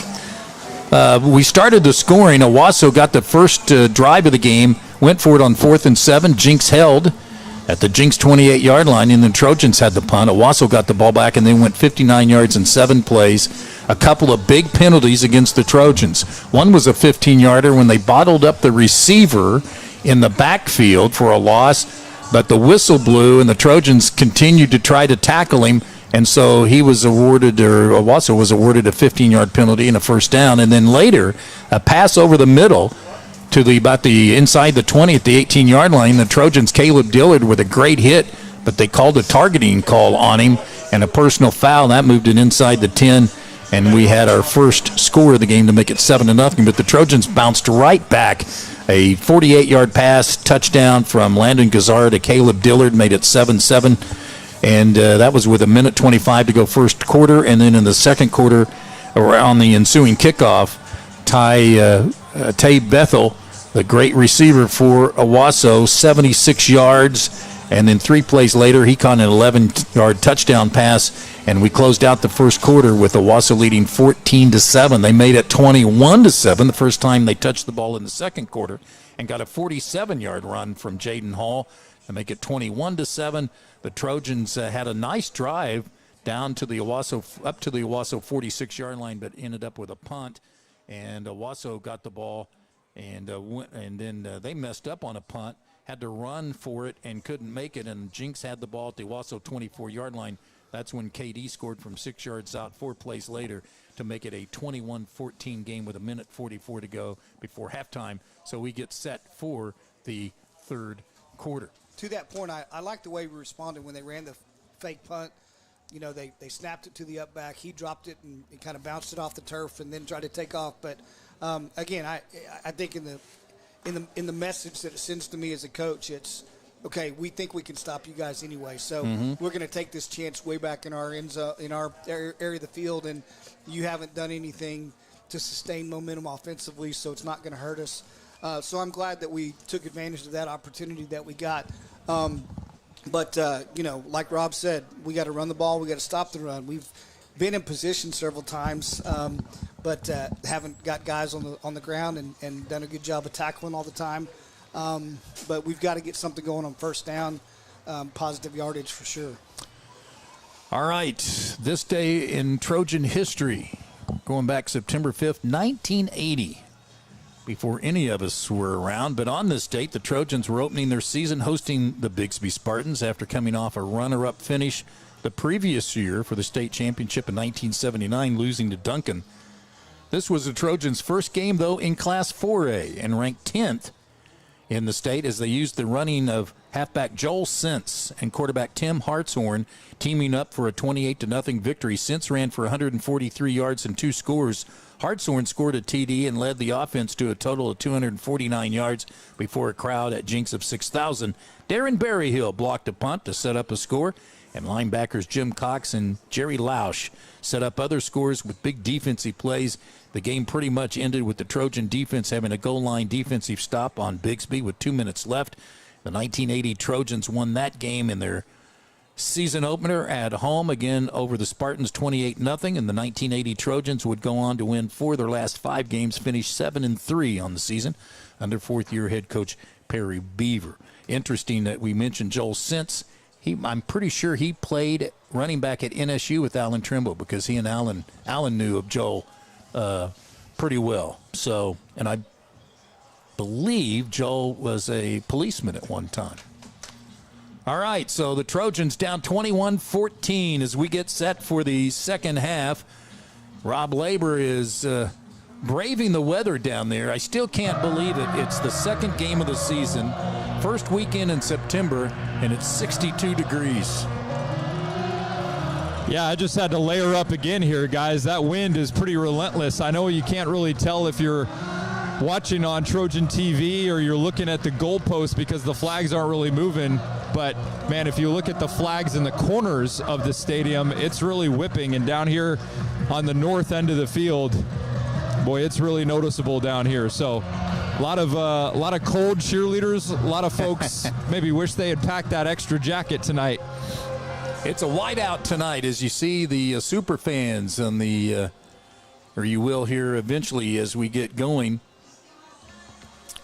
To your point there about the wind, Rob, one thing to note, it is pretty strong coming out of that north end zone, even though the Owasso Athletic Facility Wellness Center there is on the north end of their field. But the Trojans will have the wind in the fourth quarter. So I know Coach Chronister was talking to his quarterbacks and receivers during pregame to kind of make sure they were accounting for the wind because it picked up quite a bit from the time that we arrived on the field off the buses and when we were doing pregame. And so, look for the Trojans to have that north end zone in the fourth quarter. Trojans will send Katie Jones deep. And I would imagine that's one of the Dillards. Caleb or Malachi is deep as well.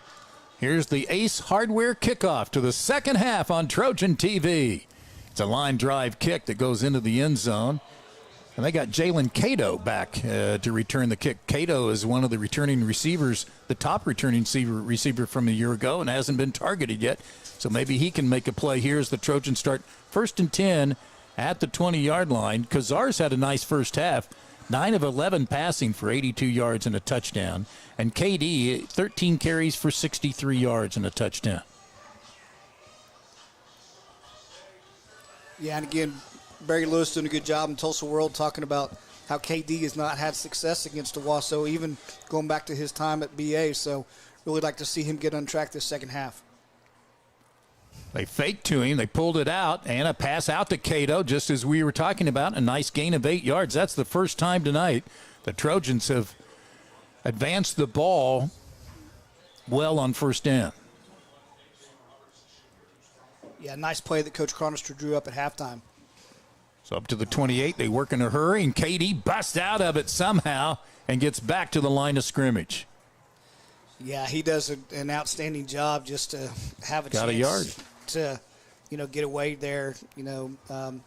Meisel Maxson, big defensive lineman, hits him in the backfield. He's able to run through it and just get back and gain a yard. And Taj Overton, their all-state defensive lineman, considered the best defensive lineman in the state, is not out there. And KD takes advantage of it and gets up to the 35-yard line, 36-yard line, and a first down after a gain of 7. Nice job by the offensive line push right there, but you also see number 33, Carson Odom, in there at H-back position, doing a nice job of helping. Here's KD again, up to the 41 and a gain of 5. Fayetteville and Broken Arrow are tied 10-10 early in the third quarter. Bixby is ahead of Sand Springs 49-7 third quarter. Second down and 5 from the 41-yard line. Trojans down 7. Got McAnally lined up at tight end with Odom right behind him at H-back. They go that way. KD pinballs his way across the 45 to the 47-yard line. A gain of 6. I'm sorry, I just say, Rob, what you like here is he's getting 4 or 5 yards, but he's getting 4 or 5 yards. Doesn't have to be breakaway every time. Yeah, exactly. This might not be the most glamorous or entertaining, but every single one of these, is taking a little wind out of the sails of the defense when you're getting these chunks. And the Trojans have started to find something, started to find some rhythm on that offensive line, starting to establish the line of scrimmage. And, KD's one of those guys that we've seen time and time again who can get better as the game goes along, and I think we're seeing it here. Looking for Cato, going deep, post pattern, caught at the 25-yard line. First down, Trojans. Two big things right there. Cato does a nice job of going up, getting the ball after he's got that inside position, but Kazar knew he was going to take a hit. See here on the Matt McCoy Insurance replay, and Kazar takes a big hit when he releases this ball, but does a nice job of getting it down the field to Cato. The Owasso 25-yard line. KD, he slips down inside the 20. Actually, they had it marked just inside the 25. We'll say the 24 and a gain of 5. Really nice job by Cato on that last play to hang on to the ball, too, with a guy draped all over him as he was making that catch. KD's loose. Hello, touchdown. KD Jones. 19-yard scamper for the Jinx All-State running back. Just really like the way that offensive line is establishing themselves, and, of course, not having Overton in the lineup is definitely a big thing. But, once you see KD hit that crease, he gets a feel for the end zone in front of him. He is not going to be denied. Just turns on the jets to get there. Great job. Great opening drive by these Trojans to start the second half. Owen Mahan, the sophomore kicker, to tie it up. And he does. 9:16 to go. That's Trojan football we're used to seeing to start the second half. Breaking the action, 21-21 on Trojan TV.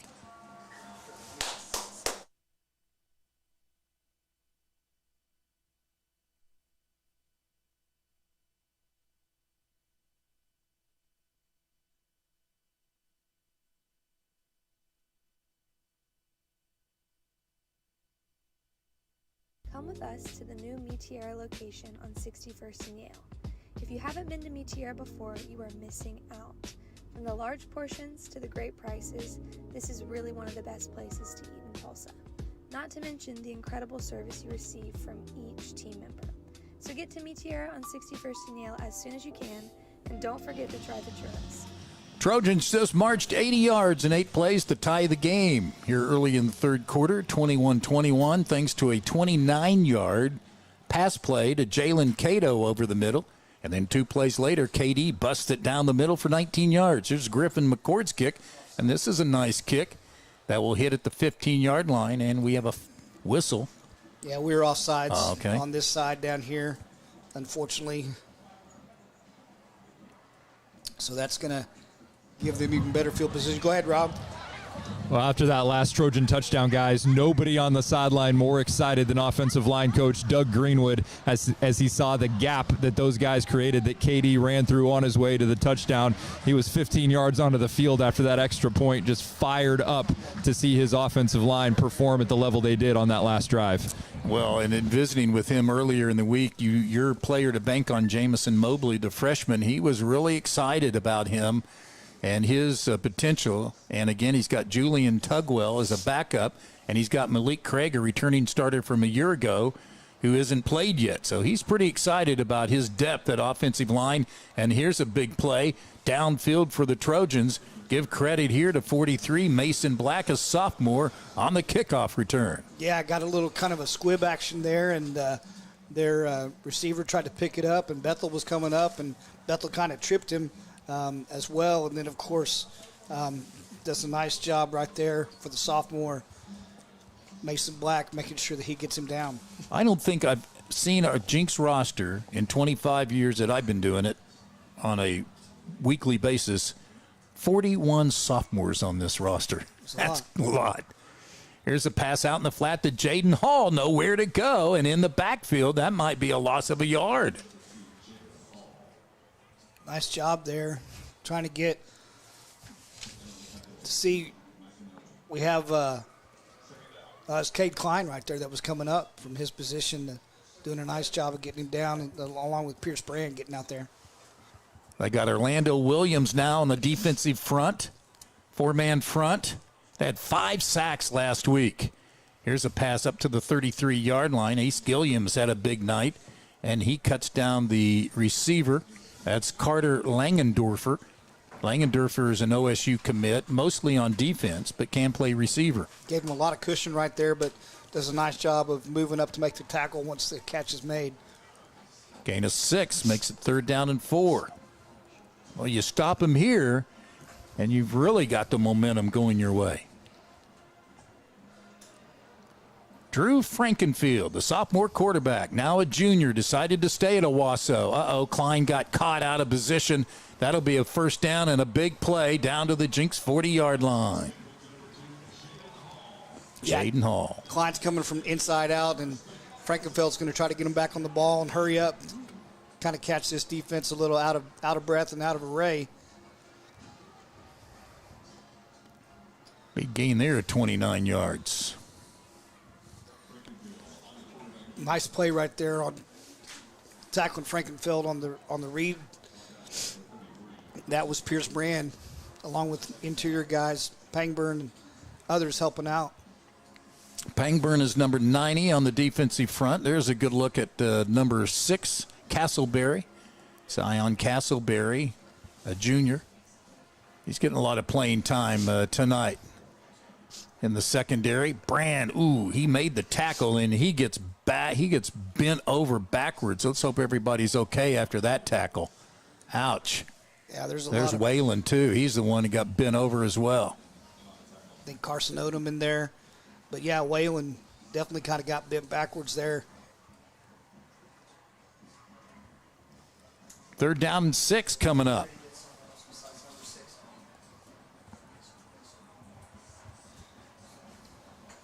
Pangburn playing in the middle with Luke McAnally on the defensive front for the Trojans. Boy, that offensive line for Owasso is doing their job, and that's without 2 Division I All-Staters from a year ago, Blake Cherry and Riker Hoff. They both have gone on to major college careers, and Owasso looks like they haven't missed a beat on an offensive line from a year ago. Yeah, right here they've used Jaden Hall lots of times as a direct snap. 4th and short. Stopped him on 4th down one time. Yeah, they're going to go to Hall in the backfield. Frankenfield split out.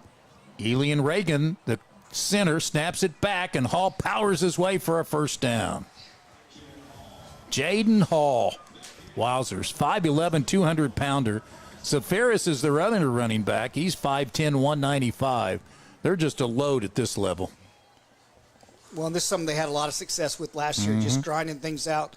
You know, I think that last scoring drive of the 4th quarter, 13, 14, maybe 16 plays long, and it was 3-4 yards at a pop. Well, they had the state championship wrapped up late in that game until they were stopped when Hall, surprisingly, was stopped on 4th down and 2.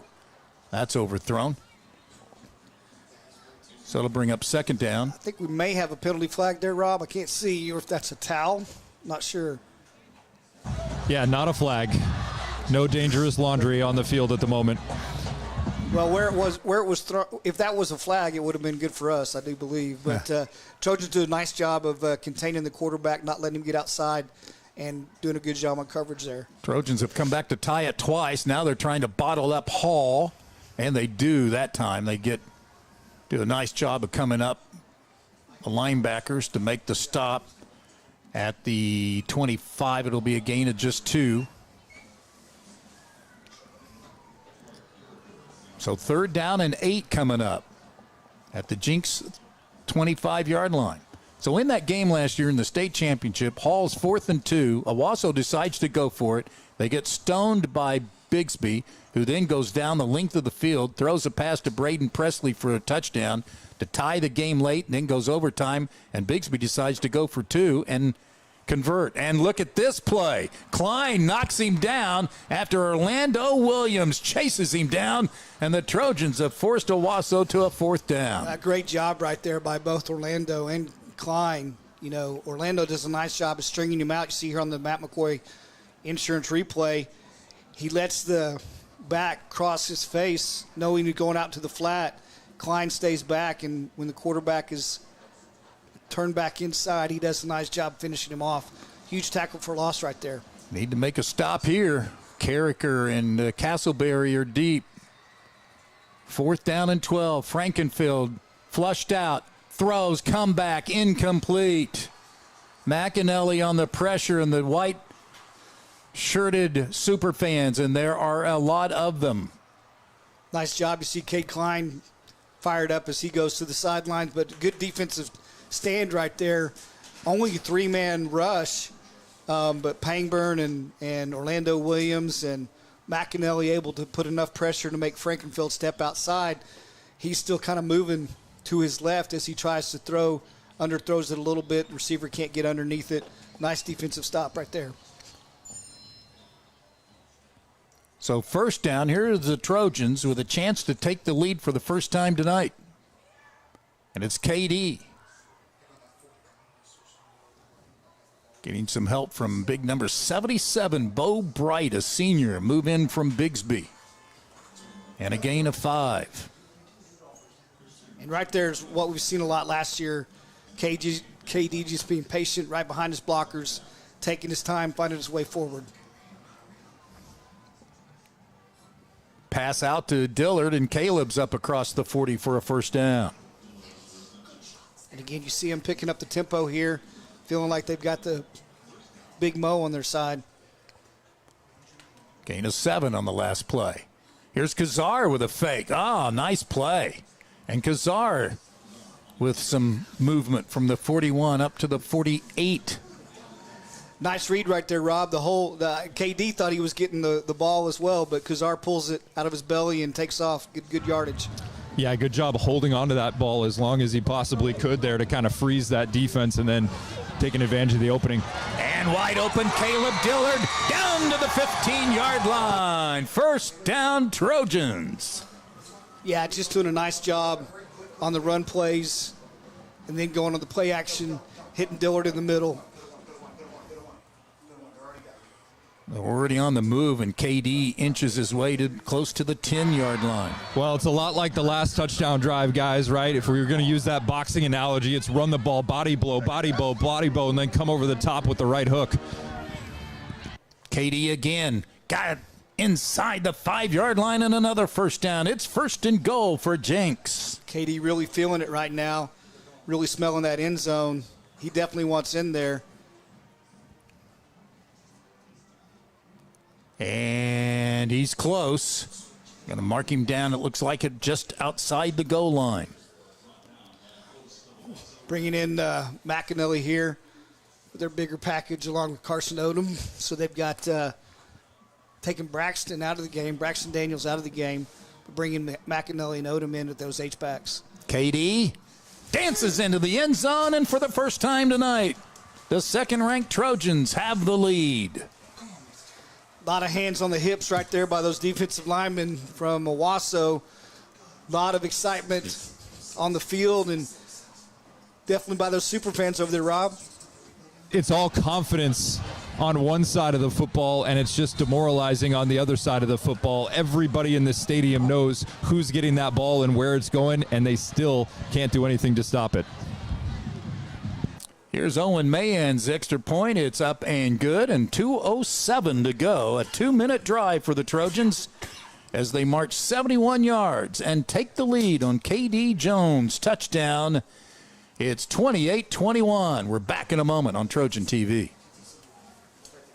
Hey Trojans, get the only card that donates to Jinx Public Schools every time you use it. TTCU Federal Credit Union has donated more than $160,000 so far. Support the Trojans with your card today. Make every occasion unforgettable with Waldo's Chicken and Beer. From corporate lunches to special events, enjoy our irresistible dishes, including breakfast. Waldo's full-service catering has you covered.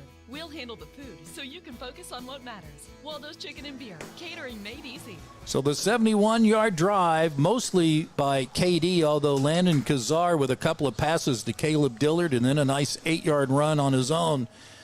That was a nice drive. Coach Fox. Really nice. And you know, it's really an evidence of team ball, right? Because you have a defensive stop that changes some momentum. Big tackle for a loss on third down makes it really hard on fourth down. Defense gets the ball turned over to the offense, and so now we need to make sure special teams helps out as well. Ball's on the ground. Look out. Trojans got it. Trojans have it with Zion Castleberry with a huge recovery. Rob, I called it out for you, man. See me set that up? I'm down here speechless. That's exactly what I was just thinking. I was like, that is some magic from Coach Fox right there. Right on cue. Right on cue. Could not have timed that one up any better. From your lips to God's ears. Well, I think right there what we saw was just Owasso starting to feel flustered, and you saw it evidenced right there. Maybe Owasso trying to do a little bit too much, worrying about making a big play, and Trojans back on the ball. KD. Not much on the dance floor there, and that'll be a gain of a yard. Hey, and real quick, guys, just an update from down here, and our super stat man, Craig Bowman, who does such a good job keeping the numbers for the Trojans. He just informed me KD's at 126 yards tonight, 51 to go. 51 to go to pass the old man. Wow. Thank you, Craig. Thank you, Rob. Did Craig call him an old man, or you calling him an old man? I just want to know who to direct the I thought those were your words. I was just quoting you guys up there. Respect to Kiwan. Ultimate respect to Kiwan. Craig called me today and said Kiwan will get his 177 yards today to pass his dad. Here is Cato. He finds no room, so it'll be third down and long. This is 4-down territory, though. Yeah, I don't think we can kick it into the north wind there for a field goal, so it's going to be – but, again, you've got the momentum. You had a defensive stop. You had an offensive drive. You got a turnover off a special team, so you don't want to let this opportunity get away from you.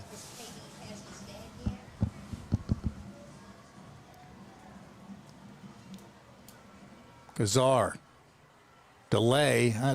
That for some reason was messed up from the start. Yeah, that was some sort of bust miscommunication right there. I'm not sure that wasn't supposed to be a direct snap to KD.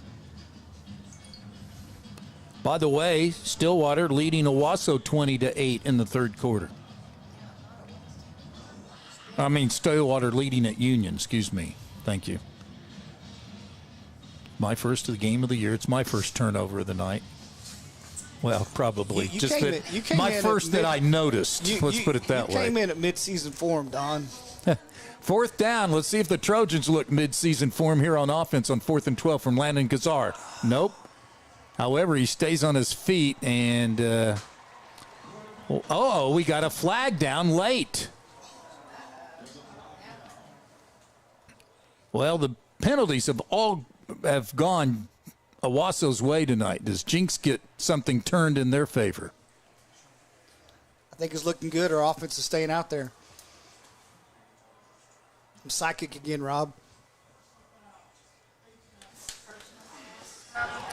Yeah, and you talk about, demoralizing again for Owasso. You cough the ball up on the kickoff, then your defense comes out, your tired defense comes out, and they put the Trojans in 4th and long, look like they've come up with a stop, and then just a brutal face mask call there that goes the Trojans' way.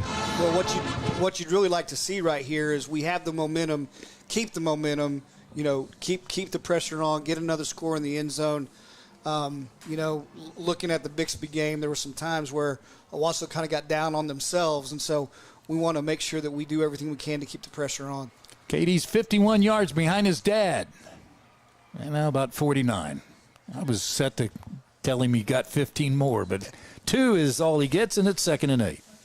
Yeah, right now, those defensive linemen from Owasso trying not to get driven off the ball back into the linebackers, really going down low, and we're looking like we're going to take it to the fourth quarter. How about that? So the Trojans answer with 2 an 80 and 71-yard drives in their 2 possessions of the third quarter and lead 28-21 with the ball when we come back on Trojan TV. It's more than a job. It's more than a job. It's more than a job. It's more than a job. It's more than a job. It's more than a job. It's more than a job. It's a calling. Craving delicious tenders or crispy fried chicken? Hit the Waldo's drive-thru, open 7 days a week. Locally owned and operated in Broken Arrow, 71st and Yale, and coming soon to Owasso. Waldo's makes lunch and dinner a breeze. Waldo's Chicken, fast, fresh, delicious. Our pets are more than just pets. They're our people, our family. And when they get sick, we want them to be cared for like family. At Woodland West, pet care is personal. We care for your animals the same way we care for our own. As the most comprehensive facility in the Tulsa area for everything from diagnostics to treatment, you can trust that our team of compassionate veterinary experts are delivering the care your animal deserves. Your pet is always there for you. Let us be there to keep them in good health. Woodland West Animal Hospital. Pain slows you down. Even the simplest movements can feel out of reach. But you don't have to go through it alone. At Advanced Orthopedics of Oklahoma, we provide the results you want and the care you deserve. From diagnosis to recovery, our specialists offer advanced treatment and personalized care so you can heal and get back to what moves you. Because life keeps moving, and we'll keep you moving with it every step of the way. Advanced Orthopedics of Oklahoma. Heal, recover, advance. Here we go to start the fourth quarter. 2nd and 8 from the Owasso 13.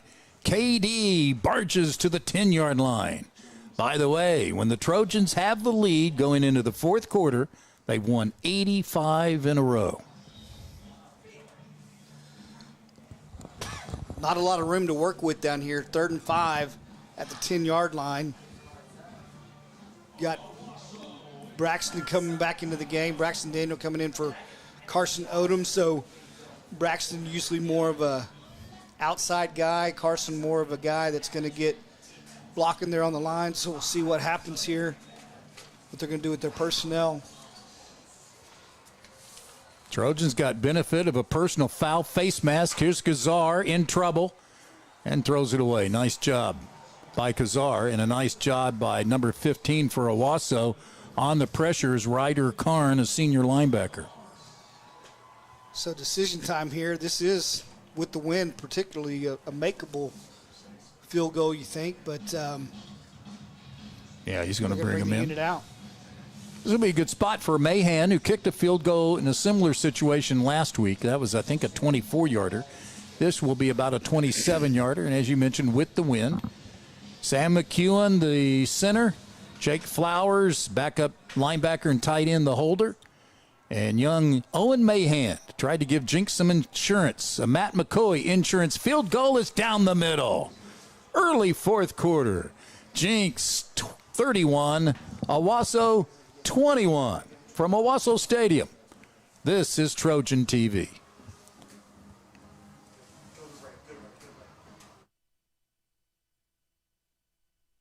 Life doesn't wait for you to slow down. When you're moving fast and something doesn't feel right, Advanced Orthopedics of Oklahoma is here to help you stay in motion. Through our combined expertise in orthopedic surgery, non-surgical medicine, and comprehensive whole patient treatment, our team has your back and every other joint too. Ready to get back out there? Visit AOOK.com and let's move forward together. Advanced Orthopedics of Oklahoma. Heal, recover, advance. At Our Best Bank, we believe financial confidence should be within reach for everyone. That's why we're here to help you plan and achieve your goals at every step. Because everyone deserves a financial partner who cares. Our Best Bank, we believe. 11:07 left in the fourth quarter, and the Trojans, who scored a touchdown in the third quarter to go ahead 28-21, then recovered the ensuing kickoff by Castleberry, and then went 16 yards in 7 plays for the Owen Mahan 27-yard field goal. Now they're up 31-21, looking much better on special teams, and Jaden Hall has nowhere to go and dropped at the 26-yard line. Yeah, and again, he and Bethel run into each other. Go ahead, Rob. I was just going to say, guys, it doesn't feel like that long ago that the score was 21-7 in favor of Owasso. I feel like this has happened pretty lickety-split here. 24 unanswered points now by the Trojans, and really a couple of turning points. It was the botched punt by Owasso in the first half that really handed the Trojans their second touchdown of the game, and then Taj Overton not being in the lineup on the interior of the defense has really just affected their ability to stop the run and do what they want to do on that side of the ball. Yeah, and that was definitely a fake punt. They actually dropped the snap on the fake punt. First down from the 26-yard line, and most important, the the Rams make a great catch here at the 30-yard line. That's about as good as you'll see from Colby Whiteman, his second grab of the night. But the Trojans have controlled the clock here in the second half. Yeah, and they'll definitely need to, if they can go ahead and keep this drive in check, that'll definitely help a ton because it's going to make it, just going to run out some time. Jaden Hall, though, gets it up to the 39-yard line, good, or 34-yard line. They give him 4 yards to make it 3rd down and 2 upcoming. And you definitely think this is manageable. The way that Hall has been able to run the ball interior, this is definitely a manageable situation. Of course, you got Frankenfeld, who also can pull the ball down and run as well. Frankenfield changing the play. 3rd and 2.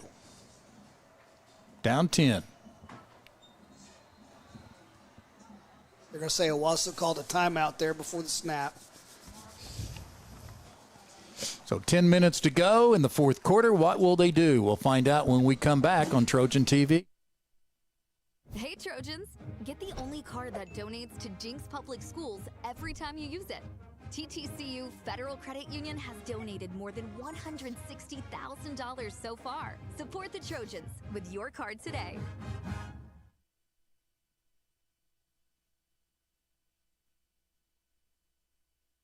Make every occasion unforgettable with Waldo's Chicken and Beer. From corporate lunches to special events, enjoy our irresistible dishes, including breakfast. Waldo's full-service catering has you covered. We'll handle the food so you can focus on what matters. Waldo's Chicken and Beer, catering made easy. Hi, this is Matt McCoy, former Jinx Trojan. I'm a proud Trojan sponsor this fall. I'm excited for Coach Gaylor and the team. I'd love to help you with your insurance. Please give me a call for a free quote or come by my office at 81st and 129th. Don King, Eric Fox, Rob Labor with you. Our producer, Mason Prince. Barry Lewis from the Tulsa World's with us tonight, and Josh Jennings from thesportynews.com. Always glad to have Barry alongside. And Josh is going to Fayetteville here pretty soon for a job, so that's neat. Glad to have Josh with us tonight, watching a great game, at least if you're a Trojan fan. It didn't start out that well, down 21-7, but the Trojans have answered with 24 straight points and lead 31-21 early fourth quarter. Here is Owasso with the 3rd and 2 at the 34. And Jaden Hall, who else? Nowhere to go. Nice job by the Trojan front line. Orlando Williams in there, Carson Odom in there, Cade Hodges in there, Pangburn in there, just a host of Trojans. Really good to see, as well as Cade Hodges. And it's 4th and 1, and they're keeping their offense on the field. Well, you got to hold your water here. Luke McAnally, number 8 on the front. Williams, 48. Riley Kester's in at the nose tackle. Oh, they're going to go for it on 4th and 1. And he gets the first down. He was bottled up, but you got to give him credit. He found a seam and gets up to the 40, a gain of 5. Flag down here on the Jinx sideline, but this is just going to be a sideline warning. Yeah, they did a pretty good job. And what I will say, what I liked right there is, earlier Hall broke through the line on a short yardage situation and then just cruised into the end zone. So once you broke that line of scrimmage, we were able to bring him down. So good tackling to make sure he didn't break a long one there. But we just want to keep the defense, have the defense keep him in front and make him continue to snap the ball. Use some clock as our friend. Stillwater winning at Union tonight, 41-15 in the fourth quarter. Here on first down, look out. This is a new running back up to midfield, and that's a first down after a gain of 11. Yeah, definitely what they want to make sure that they do is no big plays here as number 24, B.J. Crisp, comes in to take the ball, and you got Hall back there at tailback again. Can't give up any big plays. 8:27 to go. The clock could become the Trojans' ally. Here's Bethel on a jet sweep, and the Trojans scissor that and knock him down at the 48. Carson Odom doing a nice job of coming in there underneath and making the tackle before Bethel could really get his momentum to turn the corner. So 2nd down and 9.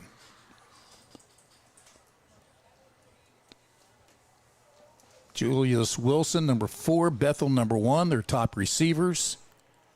Here's a fake reverse to Bethel. Step up, throwing deep, underthrown, incomplete. Good job defensively by the Trojans. And number 5, Caleb Dillard on the coverage. A lot of moving pieces on that one right there. Kind of reminds me of the old mousetrap game. Mm-hmm. One thing happens after another, and Zion doing a nice job of keeping his responsibility there and coming back and making a play. Of course, putting pressure, getting guys back there on Frankenfeld when he's trying to throw the ball downfield, but also accounting for all the moving pieces in the backfield. Good discipline right there. Really critical 3rd down play. What composure this Owasso quarterback showed last year as a sophomore to guide them to the state championship. And then when Graham goes as head coach to Union, there was thought that Frankenfield might go with him. Nice catch. Is he out of bounds? Good defense by the Trojans as well. What's the call? Incomplete. They said incomplete. Yeah, incomplete. Klein was coming over, timed that perfectly, and got his hand up right as the ball was coming down for Bethel, and just a perfectly timed break on the ball by Cade Klein to knock that one harmlessly out of bounds and incomplete. One more big 4th down play right here. 7:44 to go, 4th quarter. Trojans up 10. This is a big 4th down play. Jaden Hall in the backfield. Wilson split left, Bethel split right, and Frankenfield back to pass. Has some time. And throws. Airs it out. Nobody's there except Caleb Dillard with the interception. That's as good as a punt on 4th down. Really nice job. Got some pressure out there on Frankenfield. He underthrows the ball. Dillard comes in. You know, you want to say bat the ball down right there, but, you know, the guy's a competitor. He's a player. Counts as a turnover. So, nice job just stepping underneath there on the underthrown ball, but that defensive pressure from the interior line making it difficult for Frankenfield to feel comfortable and step into that throw. Yeah, you said it, Coach Fox. Just not able to really step up with time and poise like he would want to step up and fling that ball downfield as much as he wanted to. He was able to move forward a little bit, but didn't get enough oomph on that ball, and just an easy one for Caleb Dillard to settle underneath. Trojans have called a timeout. 7:34 to go here in the 4th quarter. We'll take a quick timeout. Be back in a moment on Trojan TV. Make every occasion unforgettable with Waldo's Chicken and Beer. From corporate lunches to special events, enjoy our irresistible dishes, including breakfast. Waldo's full-service catering has you covered. We'll handle the food so you can focus on what matters. Waldo's Chicken and Beer, catering made easy.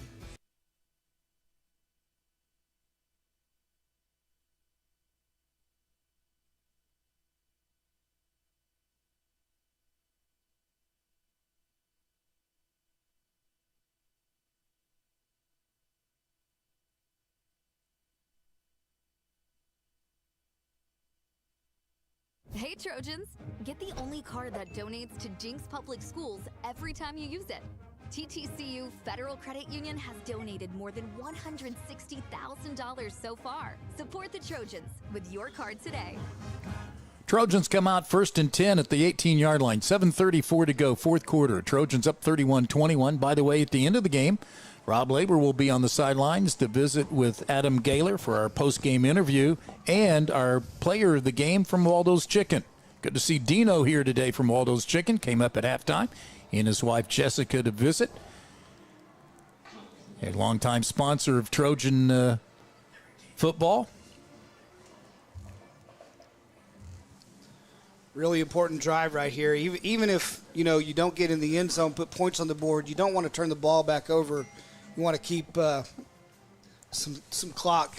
Eat some clock. I don't see the Rams, and the ball might be burned out. It shows they have no timeouts left. KD is kind of trying to stretch himself out there. I don't know if he got a little twisted or what. 2nd down and 8 at the 20. Play clock's down to 10. Down to 5. Down to 3. KD around the end. Gets caught from behind. Not before he gets up to the 28-yard line. 7 yards. and he's going to come out. He's kind of limping, and so we'll have Carricker come in the game. Again, Carricker has done a nice job at running back, and it's been a different pace, different style. 3rd and short right here. 5A scores to go over. Sapulpa at home leading Tahlequah 24-14 in the fourth quarter. This game starts at 7:30. Owasso's the only 6A team to kick off at 7:30. Jinx games will now kick off at 7 o'clock next week. Union comes to town for the home opener. And this is Carricker for the first down. Move the sticks, baby. Midway fourth quarter. That offensive line really doing a nice job there. And we've said, they don't have Taj Overton, arguably the best defensive lineman in the state, in there, but Aruru at left tackle, Bright at left guard, Webb at center, Riley Kester at right guard, and then Mobley, Rob's player to watch there, the freshman, at right tackle, done a nice job, along with Braxton Daniels been in there at tight end. Luke McAnally's been in there. Carson Odom has been in there, doing a nice job of keeping that positive yardage, especially on first down. 1st and 10 from the 30-yard line.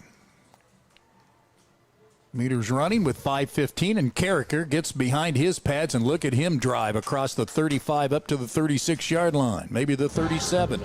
Got about an extra 4 yards there after the initial contact, and KD back into the game now. He was starting to tighten up a little bit, battling some cramps, got stretched out on the sideline, and he's back in the game.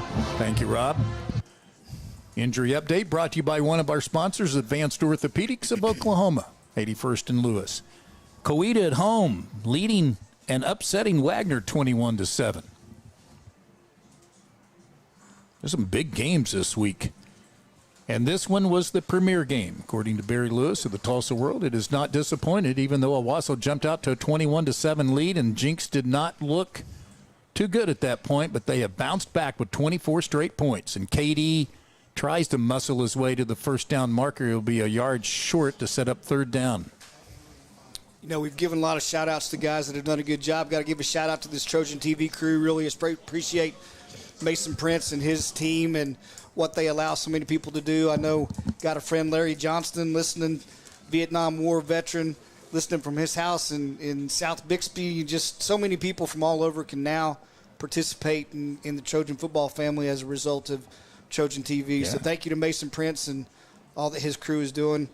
And he even loses kids to graduation, so he's got to rebuild and reload every year as well. So good job, Trojan TV. Exactly. Scott Van Dyke, wingman emeritus, is watching from Dallas, Texas. 3rd down and 1, and KD can't get the first down. Big stop by the Rams. Yeah, turn defensive lineman loose. He makes contact in the backfield. But right now, Coach Gaylor's keeping that offense. Timeout's been called. Yep. Boy, I don't know. We'll think about it, talk about it when we come back after this break on Trojan TV. Make every occasion unforgettable with Waldo's Chicken and Beer. From corporate lunches to special events, enjoy our irresistible dishes, including breakfast. Waldo's full-service catering has you covered. We'll handle the food so you can focus on what matters. Waldo's Chicken and Beer, catering made easy. When you've got to spend some time away, there's no better place for your best friend to stay than Woodland West Pet Resort. With 17,000 square feet of fun, you can both take a no-guilt vacation. Relax, both of you. Pick up a new skill. Chow down on some well-deserved vacation food. Make new friends. Have a spa day. And finally, come home to your best friend. Woodland West Pet Resort. Sit, stay, and play. Located next to Woodland West Animal Hospital off Highway 75 in the Jenks exit. At Our Best Bank, we believe financial confidence should be within reach for everyone.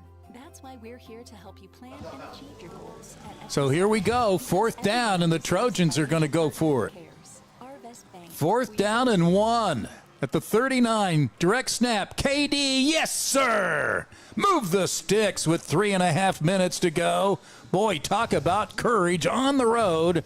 Adam Gaylor rolls the dice and comes up 7. See, look at this right side here. You've got Carson Odom and Luke McAnally on that right side, and KD just takes over the right side. You see even McAnally just shoving him another 10, 15 yards downfield. And, there's times where, like Rob said earlier, everybody knows you're going to run the ball. You know you're going to run the ball. The whole stadium knows you're going to run the ball, and you got to be able to run the ball. And so, gutsy call right there. I really like the call, Rob, especially since it worked.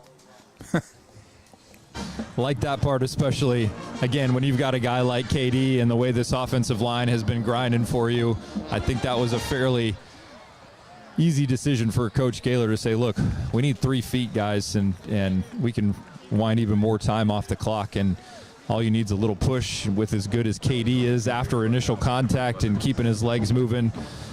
I like the odds on that one. Right there, I like that run because not only does he get some nice yards on first down, but he stays in bounds, gets down on the ground, keeps that clock running.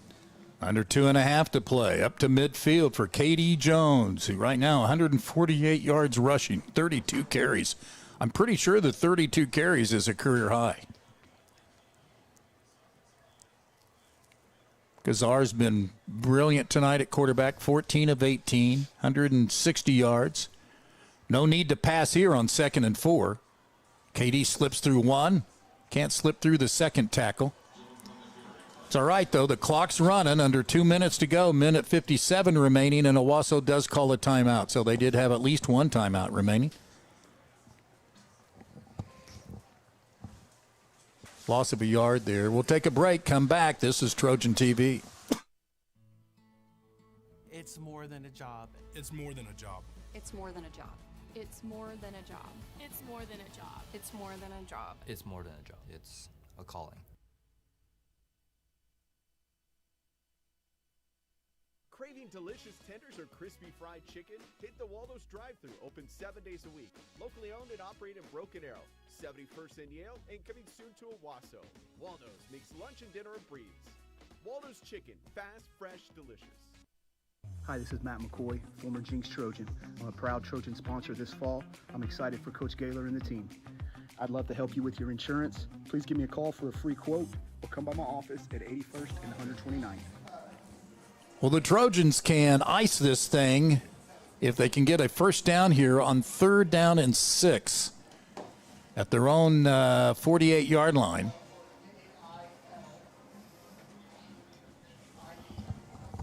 That's barring a turnover after that. Let's see what they do here on 3rd and 6. Gazar go upstairs. KD run the ball. It's a run all the way by KD out of the Wildcat. Oh, he gets a great block. He gets a good move.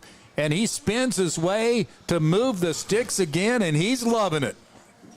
He is loving it, and so are the Trojan super fans and the fans in the stands.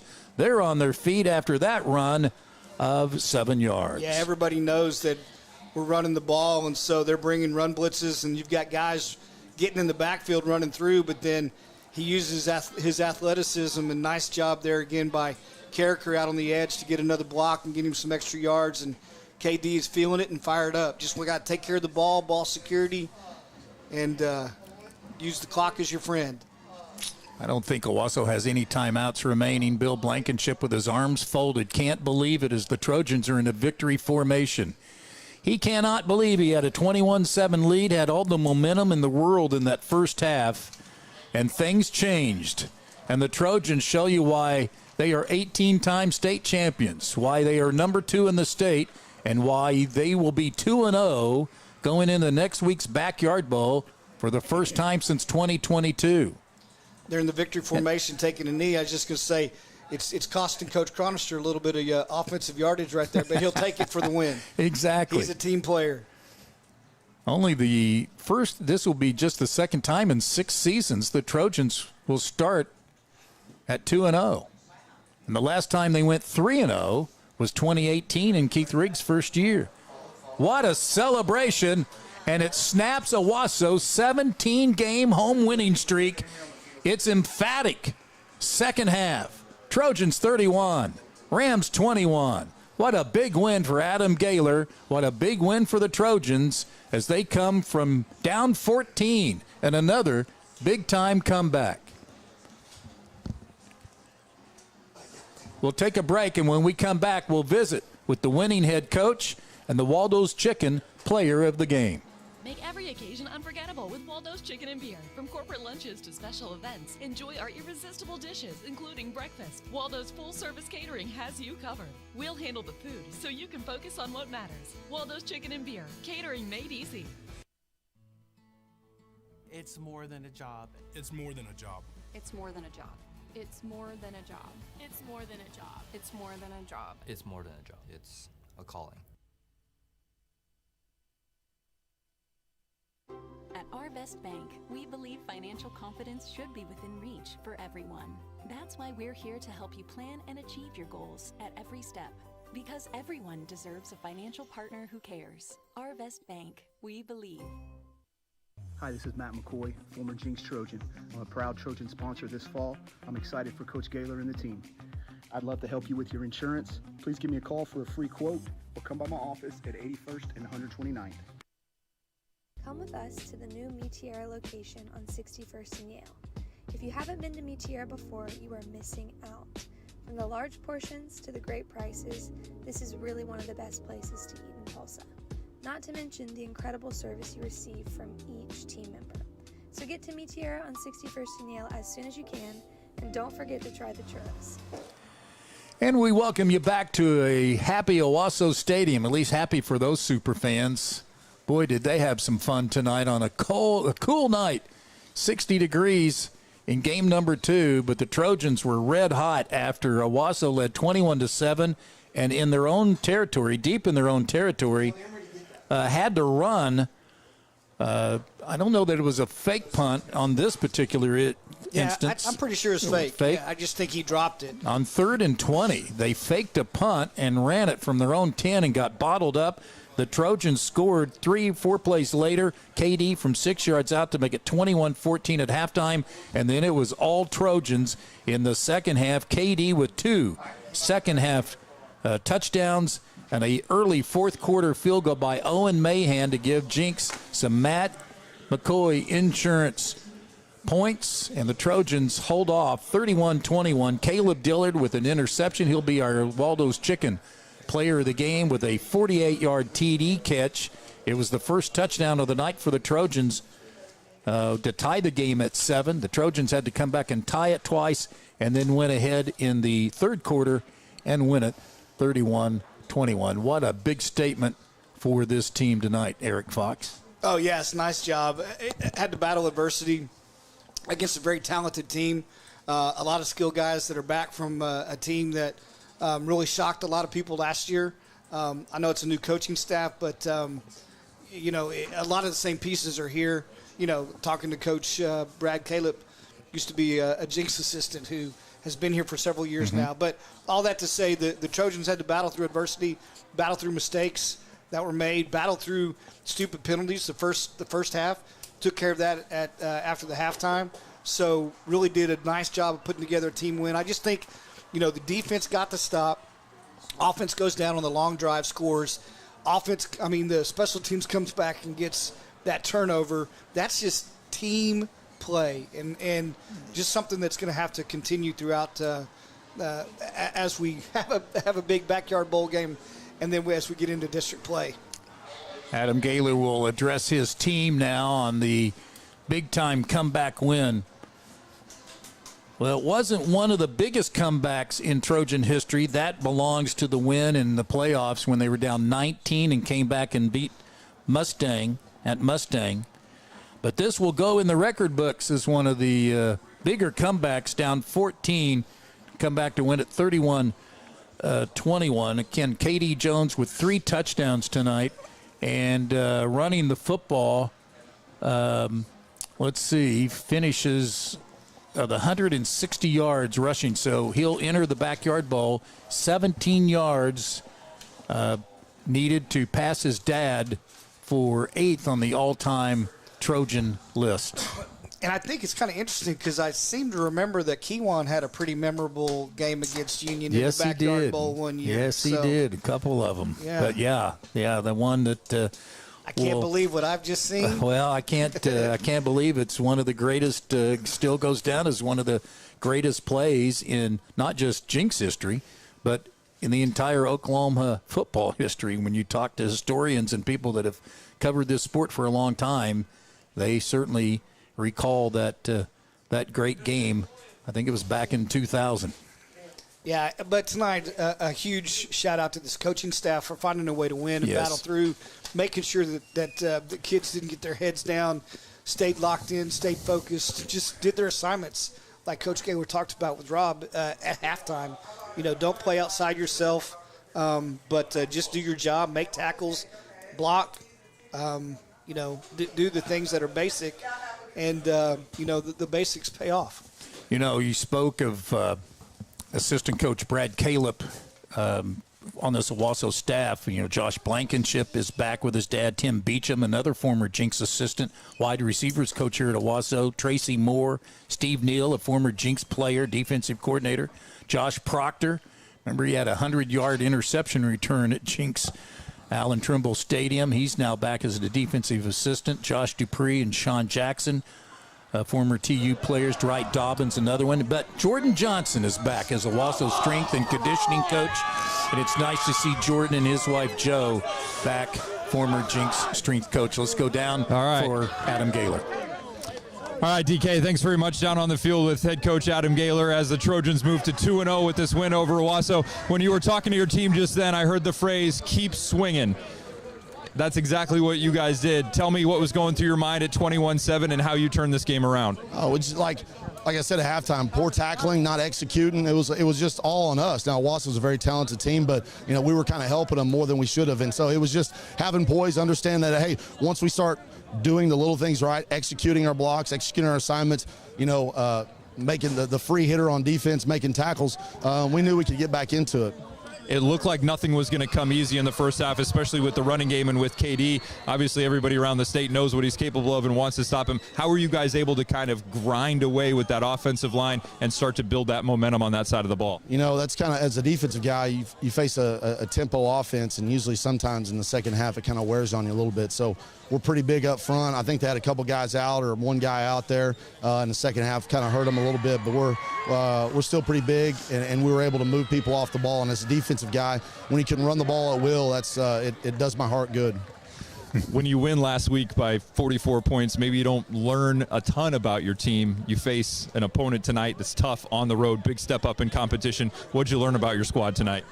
We're tough. They swing. They're fighters, and that was one of the things we always talked about. You play good people, especially on the road. You're going to face adversity. The call's not going to go your way. Ball's not going to bounce your way. You got to play through it. You just got to keep swinging. And if you do that, eventually, like we talked, it's like a boxing match. Eventually, the chin raises. You got a chance to take a shot, knock them out.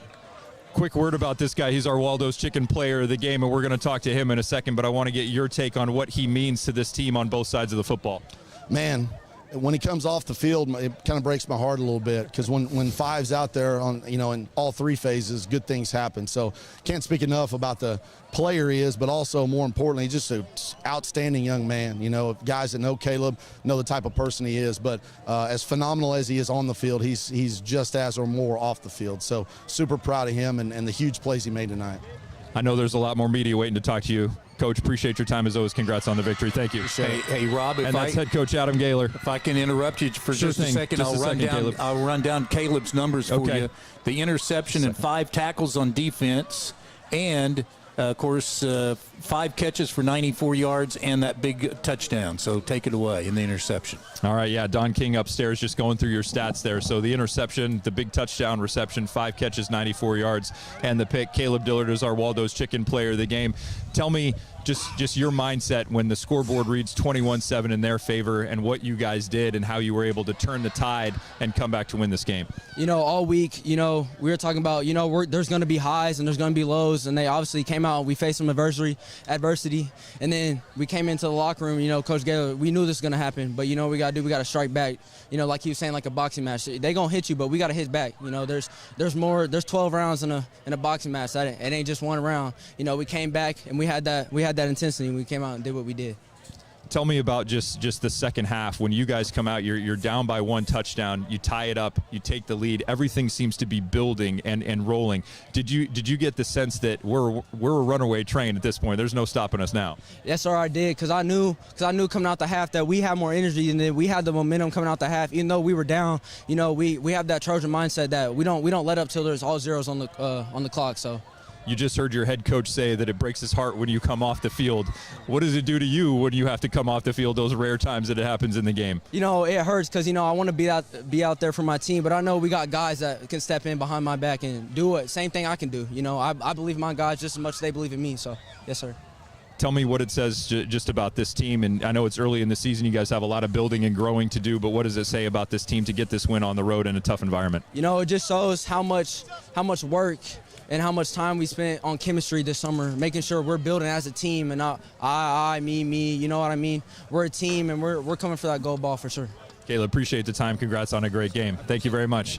That's Caleb Dillard, our Waldo's Chicken Player of the Game. We'll send it back up to Don King and Eric Fox to wrap things up here on Trojan TV. Thank you, Rob. Good job, as usual, down on the field. And so this one belongs to the Trojans, who go to 2-0. And Owasso falls to 0-2 after their loss to Bixby, and now a loss to the Trojans. They're home next week against a very good Sand Springs team who took it on the chin tonight to Bixby 56-7.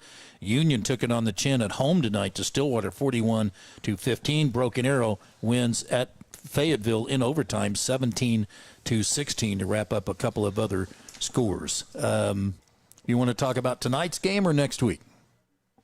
Tonight's game is history, right? Yeah. We got a backyard bowl next week. We're already turning our attention on the way home. I'm just going to say, again, we've said a lot. Great team win. Great job by the coaching staff. Staying focused, staying the course. There's going to be a lot said about the backyard bowl. We've already talked about it up here with Barry Lewis. Sounds like Jinx. We know Jinx is going to be 2-0. Sounds like Union's going to be 0-2. Throw that out. Right. It doesn't make any difference. When the Red Hawks come to town next week, you want to be in Jinx America. Well, again, Owasso's 17-game home winning streak is snapped, and that takes a little bit of the overtime loss in the semifinals last year, because Owasso had beaten Jinx 3 times in a row. And so when you're down 21-7 in the second quarter, you're kind of wondering if things are going to continue that way. But again, they faked a punt, ran for it, didn't make it. Jinx capitalized, got it to 21-14 at halftime. And then the third quarter, as Adam Gaylor said, they came out swinging. Boy, did they swing a heavy bat and win it 31-21. Now we turn our attention to Union, and it's going to be a fun home opener next Friday night at 7 o'clock. And Trojan TV is going to be at home for the first time, too. Yes. So graphics and everything, look out. It's going to be amazing. We're looking forward to it. Hope you are as well, to the home opener next week, 7 o'clock for the Backyard Bowl against Union. For Mason Prince and his entire Trojan TV crew, for Rob Labor, Don King, along with Eric Fox, thanks for joining us. And again, final score for the final time, the Trojans 31, Owasso 21, and good night from Owasso Stadium.